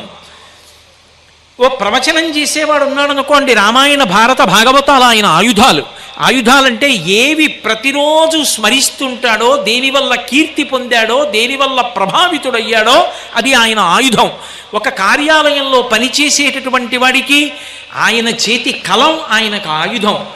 ఇప్పుడు దేని వలన మీరు ప్రయోజనాన్ని పొందుతున్నారో, దేని వలన ఉన్నతిలోకి వచ్చారో, దేని వలన కుటుంబాన్ని పోషించుకుంటున్నారో, దేని వలన కీర్తి పొందుతున్నారో దాన్ని ఆయుధంగా భావన చేస్తారు. చేసి అమ్మవారి మ్రోల ఉంచి, అమ్మ దీని యొక్క అనుగ్రహముగా నా యందు ప్రవేశించి విభూతిని వర్షించి నేను మరింత కీర్తిని పొంది నా కుటుంబాన్ని పోషించి ధార్మికంగా వృద్ధిలోకి వచ్చేటట్టుగా నన్ను అనుగ్రహించు అని ఆ వస్తువులను అక్కడ పెట్టి పూజ చెయ్యడం ఆయుధ పూజ అంటారు. అందుకే పిల్లలు చదువుకునేటటువంటి పుస్తకాలు, వ్రాసుకునేటటువంటి పుస్తకాలు, కళాలు దగ్గర నుంచి పెద్దవాళ్ళు వాడేటటువంటి వస్తువుల వరకు తీసుకొచ్చి అక్కడ పెట్టి పూజించి అమ్మవారి యొక్క విభూతి ఆ వస్తువులోకి ప్రవేశించి ఆ వస్తువుని ఉపయోగించడం ద్వారా నేను మంచి కీర్తిని పొందాలి. నేను అధికారిని అనుకోండి, నేను కలంతో పెట్టేటటువంటి సంతకం వల్ల కొన్ని కోట్ల మందికి మంచి ఉన్నతి లభించవచ్చు, ఉపకారం జరగవచ్చు. నేను మంచి పనికి సంతకం పెట్టగలగాలి, దానివల్ల శాశ్వతమైన కీర్తి మూట కట్టుకోవాలి. ఈ కలం గుండా నాకు అటువంటి విభూతిని కటాక్షించు. కళాన్ని ఆయుధంగా పెడతాడు, పెట్టి సరస్వతీ పూజ చేస్తారు. ఈ సరస్వతీ పూజ అని నేను అన్నప్పుడు మహాసరస్వతీ స్వరూపం ఇవ్వగలిగినది ఏది అంటే వివేకం. పై హద్దులో ఆవిడ ఏమిస్తుంది అంటే నిత్యానిత్య వస్తు వివేకం ఇస్తుంది. ఏది శాశ్వతమైన వస్తువు, ఏది అశాశ్వతమైన వస్తువో తెలియచేస్తుంది. ఈ శరీరము కాదు సత్యం, ఆత్మ సత్యం. ఇది ఎరుకలోకి వచ్చేటట్టుగా చేసి ఇక మళ్ళీ పుట్టవలసిన అవసరం లేని స్థితిని కూడా తల్లిస్తుంది. ఇప్పుడు శారదాస్వరూపం దగ్గరికి వెళ్ళేటప్పటికీ, చివరి 3 రోజులకు వెళ్ళేటప్పటికీ ఏం తెలుస్తుంది? యథార్థానికి నేను ముందు 3 రోజులలో చెప్పిన మహాకాళి, తర్వాత 3 రోజులలో చెప్పిన మహాలక్ష్మి, ఈ చివరి 3 రోజులలో చెప్పిన మహాసరస్వతి వేరు కాదు, ఒక్కటే. ఆ ఒక్క రూపమే మొదటి 3 రోజులలో దుర్గుణాన్ని తీసింది. ఆ తల్లే తర్వాత ఉత్తమ గుణాలు ఇచ్చింది. ఆ తల్లే తర్వాత వివేకం ఇచ్చింది. ఆ ఒక్క వైద్యుడే నేను జ్వరంతో వెళ్ళినప్పుడు ముందు జ్వరం పోవడానికి మందిచ్చాడు ఆ వైద్యుడే. తర్వాత నేను బాగా బలం పుంజుకోవడానికి మందిచ్చాడు ఆ వైద్యుడే. నా మనసు నిలబడకపోతే ఎలా నిలబెట్టాలో నాకు బాగా మంచి మాటలు చెప్పి నేను చదువుకుని ఉన్నతిలోకి రావడానికి కారణమయ్యాడు. ఒక్క వైద్యుడే 3 పనులు చేసినట్టు ఆ ఒక్క అమ్మవారే 3 రూపాలు పొందిందన్న జ్ఞానం కలుగుతుంది. అప్పుడు అభేదం, అప్పుడు భేదం ఉండదు. ఇంకా భేద బుద్ధి నశించిపోతుంది. లేకపోతే ఒకటిలోకి ఎలా పెడతారు? అసలు ఇక అది జ్ఞానం ఎలా అవుతుంది? సరస్వతీ కటాక్షం ఎలా అవుతుంది? అందుకే ఇప్పటికీ మన వాళ్ళు అన్ని చోట్ల ఒక కీర్తన పాడుతుంటారు. ఆ కీర్తనలో సరస్వతీదేవిని పిలుస్తున్నారా, లక్ష్మీదేవిని పిలుస్తున్నారా, లేకపోతే అసలు పార్వతీదేవిని పిలుస్తున్నారా అనేటటువంటిది చెప్పడం మొట్టమొదట కొంచెం కష్టమా అన్నట్టుగా ఉంటుంది ఆ కీర్తన. మీరు చూడండి, వరవీణా మృదుపాణి వనరుహలోచను రాణి సురుచిరబంబర వేణి సురనుత కళ్యాణి. అలాగే నిరుపమ శుభగుణ లోల నిరత దయాప్రద శీల వరదాప్రియ రంగనాయకి వాంఛిత ఫలదాయకి. అటువంటి తల్లి సరసిజాసన జనని జయ జయ జయ జయ జయ 5 మాటలు చెప్పి మళ్ళీ మొదటి పల్లవి పాడతారు. అక్కడికి వచ్చేటప్పటికి వరవీణా మృదుపాణి అంటారు. మీరు ఆ కీర్తన జాగ్రత్తగా పరిశీలించండి, అది ఎవరు మీకు చెప్పారు? వరవీణా మృదుపాణి, మృదువైన చేతులతో ఆమె వీణ పట్టుకుంది. వరవీణ మృదుపాణి వనరుహలోచను రాణి, తామర పువ్వుల వంటి కందులు కలిగిన వాడికి భార్య. వనరుహలోచను రాణి సురుచిరబంబర వేణి, ఆమె యొక్క జుత్తులోంచి సువాసనలు వస్తుంటాయి. పువ్వుల్లోంచి కాదు, జుత్తులోంచి. ధునోతుధ్వంతం నస్తులిత దళితిందీవరవనం ఘనస్నిగ్ధశ్లక్షణం చికురనికరంబం తవ శివే యదీయం సౌరభ్యం సహజముపలబ్ధం సువనసో వసంతస్మిన్ మన్యే వలమధన వాటి విటపినాం అంటారు శంకర భగవత్పాదులు. అమ్మవారి యొక్క జుత్తులోంచి సువాసనలు వస్తాయి. కాబట్టి సురుచిరబంబర వేణి సురనుత కళ్యాణి, దేవతల చేత కీర్తింపబడినటువంటి కళ్యాణ గుణములకు ఆలవాలమైన తల్లి. ఎవరు? ఏమో ఇప్పటివరకు ఏమైనా తెలుసుకోవడానికి అందిందా? అందలేదు. సురనుత కళ్యాణి, నిరుపమ శుభగుణలోల, పోల్చడానికి వీలు లేనంత మంచి శుభప్రదమైనటువంటి గుణములను ఇవ్వగలిగిన తల్లి, గుణముల యందు క్రీడించేటటువంటి తల్లి. నిరుపమ శుభగుణలోల నిరత దయాప్రదశీల, నిరత ఎప్పుడు దయని వర్షించేటటువంటి తల్లి, నిరత దయాప్రదశీల. వరదాప్రియ రంగనాయకి, వరదాప్రియ అంటే వరదరాజస్వామి వారి యొక్క ప్రియురాలు. ఎక్కడుంటారు వరదరాజస్వామి? కంచిలో ఉంటారు. కంచిలో వరదరాజస్వామి వారి యొక్క ఇల్లాలు ఎవరు? తాయార్ పేరిందేవి అమ్మవారు. కాబట్టి లక్ష్మీదేవి మీద పెడుతోంది ఈ కీర్తన. వరదాప్రియ రంగనాయకి, శ్రీరంగంలో రంగనాథస్వామి, ఆ రంగనాథస్వామి వారి యొక్క ఇల్లాలు. కాబట్టి వరదాప్రియ రంగనాయకి. ఆ తల్లి ఏం చేస్తుంది? సరసిజాసన జనని. సరసిజము అంటే తామరపువ్వు, తామరపువ్వు ఆసనంగా కలిగిన వాడు బ్రహ్మగారికి తల్లి. ఎందుకంటే విష్ణుమూర్తి యొక్క నాభకమలంలోంచి బ్రహ్మగారు పుట్టారు కాబట్టి విష్ణుమూర్తి యొక్క ఇల్లాలైనటువంటి లక్ష్మీదేవి బ్రహ్మగారికి తల్లి కాబట్టి లక్ష్మీదేవి. సరిపోయింది. జయ జయ జయ జయ జయ. జయ అన్న మాటకు అర్థం లక్ష్మీదేవి యొక్క కటాక్షం. కాబట్టి ఈ కీర్తనలో ఎవరిని ప్రార్థన చేస్తున్నారు? నిజానికి లక్ష్మీదేవిని ప్రార్థన చేస్తున్నారు అనాలి నేను. కానీ మొట్టమొదటి మాట వరవీణ మృదుపాణి, వీణ పట్టుకున్న మృదువైన చేతులున్నది. వీణ పట్టుకుని లక్ష్మీదేవి ఉన్నది అని ఎక్కడుంది శాస్త్రంలో? అంటే ఇప్పటికీ మీరు విశాఖపట్నం వెడితే విశాఖపట్నంలో అన్నంరాజు వారు నిర్మించినటువంటి దేవాలయం ఒకటి ఉంది. అందులో శ్రీ మహావిష్ణువు ఇంకా శయనానికి వెడుతుంటే అమ్మవారు చేత్తో వీణ నిలువుగా పట్టుకుని వాయిస్తూ ఉంటుంది. అందుకని లక్ష్మీదేవి కూడా వీణ పట్టుకుంటుంది. కాబట్టి ఈ కీర్తన ఎవరి పరం? లక్ష్మీదేవి పరంగా చెప్పినటువంటి కీర్తన. కానీ అది లక్ష్మీదేవి పరంగా చెప్పిన కీర్తన కాదు, సరస్వతీదేవి పరంగా చెప్పిన కీర్తన. ఎందుకో తెలుసా? వరవీణ మృదుపాణి, వీణ పట్టుకునేది సరస్వతీదేవి అందరికీ తెలుసు. సరసిహ ఏదో వరవీణ మృదుపాణి వనరుహలోచను రాణి, బ్రహ్మగారి కళ్ళు తామర పువ్వుల్లో ఉంటాయి కాబట్టి తామర పువ్వుల వంటి కళ్ళున్న బ్రహ్మగారి యొక్క ఇల్లాలు. వనరుహలోచను రాణి సురుచిరబంబర వేణి, సరస్వతీదేవి యొక్క జుత్తులోంచి కూడా సువాసనలు వస్తాయి అమ్మవారు కాబట్టి సురుచిరబంబర వేణి. సురనుత కళ్యాణి, దేవతలు పొగిడేటటువంటి సుగుణములకు ఆలవాలమైనది. నిరుపమ శుభ గుణలోల. సరస్వతీదేవి యొక్క శుభప్రదమైన గుణముల గురించి వర్ణించగలిగిన వాడెవరు? అన్ని గుణములు కలిగినటువంటి తల్లి. నిరత దయాప్రదశీల, అపారమైనటువంటి దయ కలిగినటువంటి తల్లి. వరదాప్రియ. ఇందాక ఏమన్నాను? వరదరాజస్వామి వారి యొక్క ప్రియురాలన్నాను. మరి ఇప్పుడు ఎలా? వరదాప్రియ అంటే వరదా ప్రియ, వరములను ఇవ్వడంలో చాలా ఇష్టమైన తల్లి. సరస్వతీదేవికి వరాలు ఇవ్వడం అంటే చాలా ఇష్టం. కాళిదాసు గారికి కవిత్వం ఇచ్చేలా వెంటనే బీజాక్షరాలు రాసి, కాబట్టి ఆ తల్లి వరదా ప్రియ, వరములను ఇవ్వడంలో అత్యంత ప్రేమ కలిగినటువంటి తల్లి. అసలు వరాలు ఇవ్వడం ఆవిడికి ప్రియమైన విశేషం. అందుకని వరదా ప్రియ. రంగనాయకి. రంగనాయకి అంటే రంగనాథస్వామి ఇల్లాలని కాదు, రంగస్థలానికి నాయకి. మీ అందరూ కింద కూర్చుని ఇంత పెద్ద రంగస్థలం వేసి నన్ను తీసుకొచ్చి ఇక్కడ ఎందుకు కూర్చోబెట్టారు అంటే, నేనేదో శారదా నవరాత్రుల గురించి 4 మాటలు చెప్తానని నన్ను తీసుకొచ్చి ఇక్కడ కూర్చోబెట్టారు. సరస్వతీదేవి పలకకపోతే నాకు ఇక్కడ రంగస్థలం మీద కూర్చునే అధికారం ఎక్కడుంది? అందుకని రంగస్థలం మీద కూర్చోవడానికి అధికారములు కటాక్షించేటటువంటి ఓ సరస్వతీదేవి, నువ్వు రంగనాయకి. వరదాప్రియ రంగనాయకి. సరసిజాసన జనని. ఇందాక అయితే తామర పువ్వులో కూర్చునే బ్రహ్మగారికి ఇల్లాలన్నాను. సరసిజాసన ఇప్పుడు విడదీయండి. తామర పువ్వులో కూర్చునేది జనని, లోకములకు తల్లి. జయ జయ జయ జయ జయ 5 మాటలు జయ. జయ శబ్దం సరస్వతీదేవికి కూడా అన్వయం. కాబట్టి ఇప్పుడు అది సరస్వతీదేవా లక్ష్మీదేవా? మళ్ళీ ఇదే కీర్తనని నేను కదలికలుగా అన్వయం చేశాను అనుకోండి, పార్వతీదేవి. అప్పుడు అసలు ఈ కీర్తన సరస్వతీదేవి మీద, లక్ష్మీదేవా, పార్వతీదేవి మీద? ముగ్గురి మీద. అసలు నిజానికి ముగ్గురు కాదు, ముగ్గురుగా కనబడే ఒక్కరి మీద.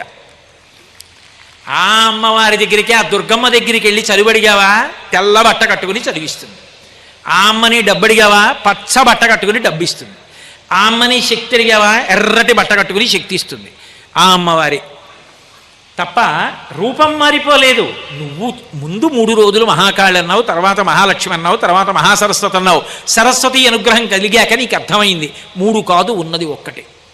అందుకే శంకరాచార్యులు వారు కనకదారా స్తోత్రం చివరిలో గిర్దేవతేతి గరుడధ్వజ సుందరీతి శాకంభరీతి చచిచేకర వల్లభేతి సృష్టి స్థితి ప్రళయకేలు సంస్థితాయై తస్మై నమస్త్రిభువనైక గురోస్తరుణ్యై అంటారు. ఆ తల్లే లక్ష్మి, ఆ తల్లే సరస్వతి, ఆ తల్లే పార్వతి, ఆ తల్లే మన యొక్క బాధ చూడలేక ఒకప్పుడు శాకంభరిగా వర్షం కురిపిస్తే ఎప్పటికి పంట పండుతుందిరా అని ఆవిడే కాయగూరలో పళ్ళు అన్నీ పట్టుకొచ్చి ఇచ్చేసింది దయతో. శాకంభరీతి ఇన్ని ఆ తల్లే ఒక్కతే. తెల్లవారి లేస్తే లక్ష్మీదేవి దగ్గరికి వెళ్ళి అంటల్లా నవదుర్గాం మహాకాళీం బ్రహ్మ విష్ణు శివాత్మికాం అంటల్లా. కాబట్టి ఉన్నది ఆ ఒక్క తల్లే. ఇన్ని రూపాలు ధరించిన చేత పూజ పొంది నన్ను అనుగ్రహించిందన్న జ్ఞానము కలిగింది ఉన్నదొక్క వస్తువే. ఇది శారదా నవరాత్రులలో చివర సరస్వతి కటాక్షం కలిగింది అంటారు. ఒక్కసారి కానీ అమ్మవారి పాదములను ఆ కోణంలో ఆ భక్తితో పట్టుకున్నాడు అనుకోండి, అలా పట్టుకున్నటువంటి వాడికి అమ్మవారి అనుగ్రహము కలగకపోవడం అనేటటువంటి మాట ఉండదు. పొంది తీరుతాడు. ఎందుకో తెలుసా? అమ్మవారి అనుగ్రహం కడగడానికి జింతోస్తవ పద పూజన సంతోషతరంగితస్య కామాక్షి యది భవతి పునః సింధోరంభస్సు భంభ్రమీతి శిలా అంటారు మూకశంకరులు మూక పంచశతిలో. సముద్రంలో ఒక బండరాయి పడేస్తే అది తేలుతుంది అంటే ఎంత అబద్ధమో. అమ్మవారిని సంతోషంతో 9 రోజులు పూజ చేసిన వాడు మళ్ళీ పుడతాడనడం కూడా అంతే నిజం. సముద్రంలో పడేసిన బండరాయి పైకి తేలుతుందా? మునిగిపోతుంది. అమ్మవారిని ఈ 9 రోజులు ఉపాసన చేసిన వాడు అమ్మవారి అనుగ్రహాన్ని పొందుతాడు. ఆమెయే సరస్వతి, ఆమెయే లక్ష్మి, ఆమెయే పార్వతి. ఇన్ని రూపాలుగా ఉండి అనుగ్రహించేటటువంటి ఒకే తత్వం ఆవిడే. ఎలా అవుతుంది అని మీరు అనుకుంటారా? ఒక్క జిల్లా కలెక్టర్ గారే, ఆయనే magistrate, district collector and magistrate అంటున్నావా అంటలేదా? అవసరమైతే ఆయనే న్యాయాధికారి, ఆయనే కలెక్టర్, ఆయనే రెవెన్యూకి అంతటికీ అధిపతి, ఆయనే ఎక్కడో దోషం జరిగింది అనుకుంటే ఇంకో కార్యాలయానికి వెళ్ళి దానికి సంబంధించినటువంటి పత్రాలన్నిటినీ కూడా తీసుకోవడానికి ఆయనకి అధికారం ఉంది. మనం పెట్టుకున్నటువంటి వ్యవస్థలోనే కలెక్టర్ గారి ఇన్ని పదవులు చెయ్యగలుగుతున్నప్పుడు, ఆయనే కలెక్టర్, ఆయన మ్యాజిస్ట్రేట్, ఇన్ని చేస్తున్నప్పుడు ఒక్క భగవతియే ఇన్ని రూపాలతో ఇన్ని అనుగ్రహిస్తుంది అంటే అందులో ఆశ్చర్యపోవడానికి ఏముంది? ఆవిడే కామాక్షి, ఆవిడే మీనాక్షి, ఆమెయే విశాలాక్షి, ఆమెయే కనకదుర్గ, ఆమెయే జోగులాంబ, ఆమెయే ఆ జంబుకేశ్వరంలో ఉన్నటువంటి అఖిలాండేశ్వరి, ఆ తల్లియే చిదంబరంలో ఉన్నటువంటి శివకామ సుందరి, మా అమ్మ ఇన్ని రూపాలతో ఉంది. అదిగో ఆ అమ్మ ప్రధాన స్వరూపమే ఇక్కడ ఇంద్రకీలాద్రి పర్వత శిఖరం మీద కనకదుర్గమ్మయ్యి విలిసి ఉంది. ఎంత భాగ్యవంతులు మీరు! దుర్గా అన్న నామాన్ని స్మరించినా, దుర్గా అన్న పేరు పలికినా చాలు అంటాయి శాస్త్రాలు. అటువంటిది దుర్గమ్మ ఛత్రఛాయలలో కొండమించి తల్లి చూస్తుండగా ఇక్కడ నివసించగలుగుతున్నారు. మీది కాదు భాగ్య విశేషం. అందుకే ఆ తల్లి ఎంత శక్తివంతురాలు అంటే, పరిపాలన అంతా నాకను సన్నల్లోనే జరగాలని మహారాజ్ఞి రాజధానినే ఇక్కడికి తెచ్చేసుకుంటోందే. ఆమె ఎంత శక్తివంతురాలు అనడానికి ఇంకింతకన్నా నిదర్శనమేముంది? ఆమె కనుసన్నలలో గోదావరిని కృష్ణలో కలుపుకుందే. ఇంతకన్నా గొప్పతనం ఏముంది? భారతదేశంలో ఎక్కడా జరగని రీతిలో జరిపించుకుందే. ఇంకా ఆవిడ శక్తికి హద్దెక్కడుంది? ఆ తల్లి కానిదే ఉంది. గిరామాహుర్దేవి గృహిణీం ఆగమ విదోహో అంటారు శంకరాచార్యులు వారు. హరేహ పత్నీం పద్మాం హరసహచరీ మద్రినిలయాం తురీయాకాపిత్వం దురధిగనిసీమ మహిమ మహామాయా విశ్వం భ్రమయసి పరబ్రహ్మ మహిషి అంటారు. ఆ తల్లియే పార్వతి, ఆ తల్లియే లక్ష్మి, ఆ తల్లియే సరస్వతి, ఆ తల్లియే మహామాయాస్వరూపం. భక్తితో ఆవిడ వైపు తిరగనంతకాలం ఇంద్రియ లౌల్యంతో నానా సుఖాల కోసం వెంపర్లాడతాడు. ఒక్కసారి ఆవిడ అనుగ్రహం కలిగిందా? శారదానవరాత్రులలో ఆవిడ వంక చూశాడా? చండీహోమం చేశాడా? దుర్గా సప్తశతీ పారాయణ చేశాడా? కనీసం చండీహోమంలో పాల్గొని సప్తశతీ పారాయణ జరుగుతుండగా విన్నాడా? అమ్మవారిని ఇంత కుంకం ఆవిడ పాదాల మీద వేసి అర్చించాడా? ఆ తల్లి అనుగ్రహానికి పరిపూర్ణంగా పాత్రవుతాడు. సువాసిన్యర్చన ప్రీత. ఈ లోకంలో అందరికన్నా పెద్ద సువాసిని ఎవరు అంటే ఆ అమ్మే. అందుకు కదూ పోతన గారు, అమ్మలగన్నయమ్మ ముగురమ్మల మూలపుటమ్మ చాలా పెద్దమ్మ సురారులమ్మ కడుపారడి బుచ్చిన యమ్మ తన్నులు నమ్మిన వెల్పుటమ్మల మనంబున ఉండెడి అమ్మ దుర్గమాయమ్మ కృపబ్ధినిచ్యుత మహత్వ కవిత్వ పటుత్వ సంపదల్లన్నారు. అటువంటి అమ్మలగన్నయమ్మ ముగురమ్మల మూలపుటమ్మయ్యి ఆ అమ్మ బ్రహ్మగారికి శక్తి స్వరూపంగా సరస్వతినిచ్చింది. విష్ణువు యొక్క స్థితికారతత్వానికి శక్తి స్వరూపంగా లక్ష్మీదేవిని ఇచ్చింది. ఆమెయే హరుడికి కాళీస్వరూపాన్ని ఇచ్చింది. ఒక్కొక్కరికి ఒక్కొక్క శక్తి స్వరూపాన్ని ఇచ్చి సృష్టి స్థితి లయ అనబడేటటువంటి 3 కార్యములు జరగడానికి ఆవిడ ఆధారభూతురాలైంది. అటువంటి తల్లి యొక్క ఉపాసన ఈ శారదానవరాత్రులలో ఎవరు చేస్తున్నారో వాళ్ళ యందు తమోగుణం రజోగుణం పోయి సత్వగుణం ప్రవేశిస్తుంది. ఆ సత్వగుణం చివరికి శుద్ధ సత్వానికి దారితీస్తుంది. సరస్వతీదేవి హంసవాహనం మీద కూర్చుంటుంది. అందుకే విమలపటి కమలకుటి పుస్తక రుద్రాక్షస్త హస్తపుటి. కుడి చేత్తో అక్షమాల పట్టుకుంటుంది, ఎడం చేత్తో పుస్తకాలు పట్టుకుంటుంది. కుడి చేతిలో పట్టుకున్నదేదో అది ఎడం చేతిలో పట్టుకున్న దానికన్నా గొప్ప అని శాస్త్రమాక్కు. ఎడం చేత్తో పుస్తకం పట్టుకుని కుడి చేత్తో అక్షమాల పట్టుకుంది అంటే దాని అర్థం ఏమిటంటే, ఎన్నో పుస్తకాలు చదవడం కన్నా నువ్వు నేర్చుకున్న ఒక్క మంచి విషయాన్ని ఆచరణలో పెట్టుకోవడం నీ యొక్క ఉన్నతికి కారణం. ఒక్క మంచి విషయాన్ని ఆచరించడం ప్రారంభం చేయి, నువ్వు ఉద్ధరణలోకి వస్తావు. మనసులో మంచి విషయాన్ని తిప్పి ఆచరణలోకి తెచ్చుకోవడం గొప్ప. అందుకే కుడి చేతి వైపు అక్షమాల పట్టుకుంటుంది, ఎడం చేతి వైపు పుస్తకాలు పట్టుకుంటుంది. అటువంటి తల్లి లోకములకు ఏవైనా ఇవ్వగలదు. ఆమె ఇవ్వలేనిదన్నది లోకంలో ఏమీ లేదు. అంత గొప్ప స్వరూపం ఆ దుర్గాస్వరూపం. అంత గొప్ప నవరాత్రులు, 9 రాత్రులు. ఈ 9 రోజులు చెయ్యడం వలన వ్యక్తిగా మనం అభ్యున్నతి పథంలో ప్రయాణం చేస్తాం. అంతేకాదు సమాజ హితానికి కారణమవుతాం. మీకు మొట్టమొదట ప్రసంగ ప్రారంభంలో మనవి చేశాను, ద్వావృతూ యమదం స్ట్రాఖ్యే నూనం సర్వజనేషు వై. ఈ 2 ఋతువులలో కూడా యమధర్మరాజు గారి యొక్క దంష్ట్రలు బయటికి వచ్చినటువంటి కారణం చేత లోకమునందు అనేకమైన అంటువ్యాధులు ప్రబలేటటువంటి అవకాశం ఉంటుంది. అమ్మవారి యొక్క ఉపాసన చేసిన కారణం చేత లోకములు రక్షింపబడతాయి. మనం చేసిన ఉపాసన చేత మిగిలిన వాళ్ళందరూ కూడా రక్షింపబడతారు. అందుకే ఆమె మనకన్నీ ఇస్తుంది. నిజానికి ఆవిడ యొక్క అనుగ్రహం లేకుండా మనం చెయ్యి కదపలేం. మీరు చూడండి, ఏమండి మీరు ఈ మధ్య గుళ్ళో కనపట్టలేదు అంటే నాకు ఏదో అర్ధహీనత్వం వచ్చిందండి, కామహీనత్వం వచ్చిందండి అందవు. శక్తిహీనుండి అయ్యానండి, కాలు చాలా నొప్పిగా ఉంటుంది, కదలలేకపోతున్నానంటాడు. ఆమె లోపల తిరుగుతోంది కాబట్టి ఈ శక్తి ఉన్నది. ఒకడు అధికారి, ఆ శక్తి ఆవిడిచ్చింది. ఒకడు ఉపన్యాసకుడు, ఆ శక్తి ఆవిడిచ్చింది. ఒకడు కవి, రచన చెయ్యగలిగిన శక్తి ఆవిడిచ్చింది. ఒకడు గాయకుడు, పాట పాడగలిగిన శక్తి ఆవిడిచ్చింది. ఒకడు వాద్యం మ్రోగించగలడు, ఆ శక్తి ఆవిడిచ్చింది. అన్ని శక్తులు ఆవిడిచ్చింది. ప్రతి క్షణం 9 రోజులు మొదలుపెట్టిన ఉపాసన చివరికి ఏం కావాలి అంటే మీరు ఏది చేస్తున్నా అమ్మ జ్ఞాపకానికి వస్తుంది. అది చివరి ప్రయోజనం. ఎలా జ్ఞాపకానికి వస్తుందో తెలుసా? శంకరులు సౌందర్యలహరిలో అంటారు, జపో జల్పశిల్పం సకలమపి ముద్రా విరచన గతి ప్రాదక్షిణ్యాక్రమణమశనాద్యహుతి విధి ప్రణామ సంవేశ సుఖమఖిలమాత్మార్పణ దృశ అని సపర్యాపర్యాయస్తవ భవతు ఎన్మే విలసితం అంటారు. నేను మాట్లాడుతున్నాను అనుకోండి, పూజామందిరంలో ఉండాల్సిన అవసరం ఉండదు. ఉపన్యాసం చెప్తున్నప్పుడు అమ్మా నీ అనుగ్రహం కదా, ఎప్పుడో చదువుకున్న విషయాలు జ్ఞాపకానికి వచ్చాయి.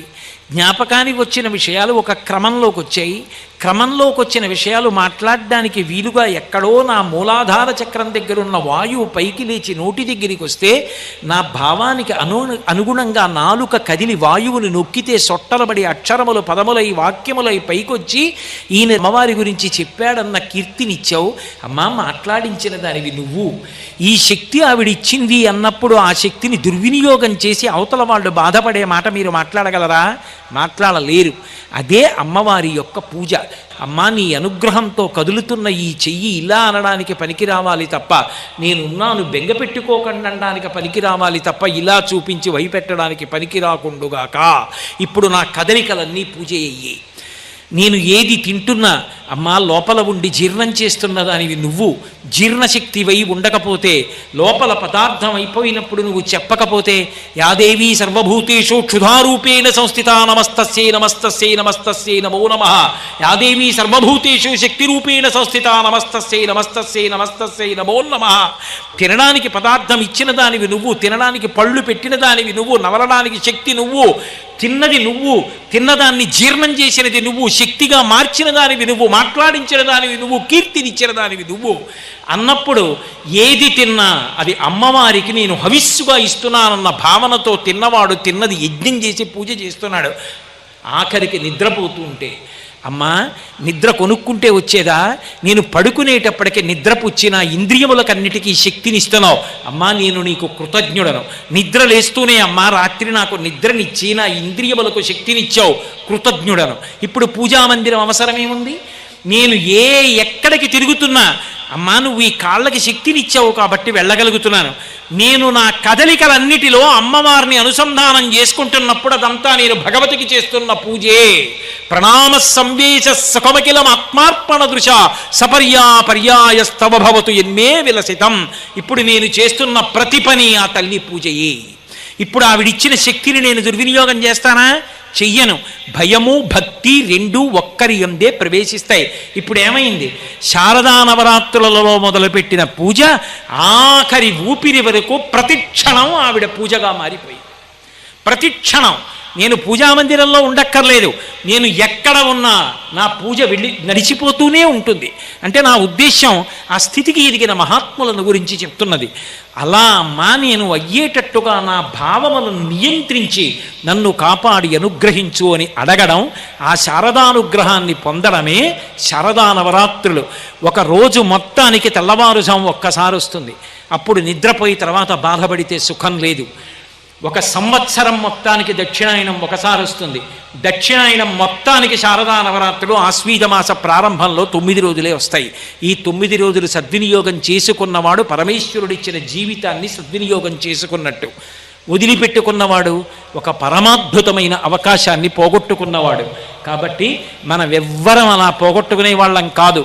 ఆ భగవతి యొక్క అనుగ్రహంతో, ఆ కనకదుర్గమ్మ యొక్క అనుగ్రహ విశేషం చేత చక్కగా మనందరం భక్తి శ్రద్ధలతో శాస్త్రమునందు గురువాక్యమునందు విశ్వాసముంచి శారదా నవరాత్రులను అనుష్ఠించి ఆ భగవతి యొక్క నిర్హేతుక కృపాకటాక్షరములకు పాత్రులమై అటువంటి అనుగ్రహాన్ని మనకి వర్షించాలని మీ పనుపున నా పనుపున నేను ఆ కనకదుర్గమ్మ తల్లి యొక్క పాదార విందములకు సాంజలి బంధకంగా ప్రణమిల్లి నమస్కరిస్తూ మంగళాశాసనపరై మదాచార్య పురోగమై సర్వైశ్చ పూర్వైరాచార్యై సత్కృతాయాస్తు మంగళం మంగళం కోసలేంద్రాయ మహనీయ గుణాత్మనే చక్రవర్తి తనూజాయ సర్వభౌమాయ మంగళం ఉమాకాంతాయ కాంతాయ కామితార్థప్రదాయినే శ్రీగిరీశాయ దేవాయ మలినాథాయ మంగళం సర్వం శ్రీ ఉమామహేశ్వర పరబ్రహ్మార్పణమస్తు స్వస్తి.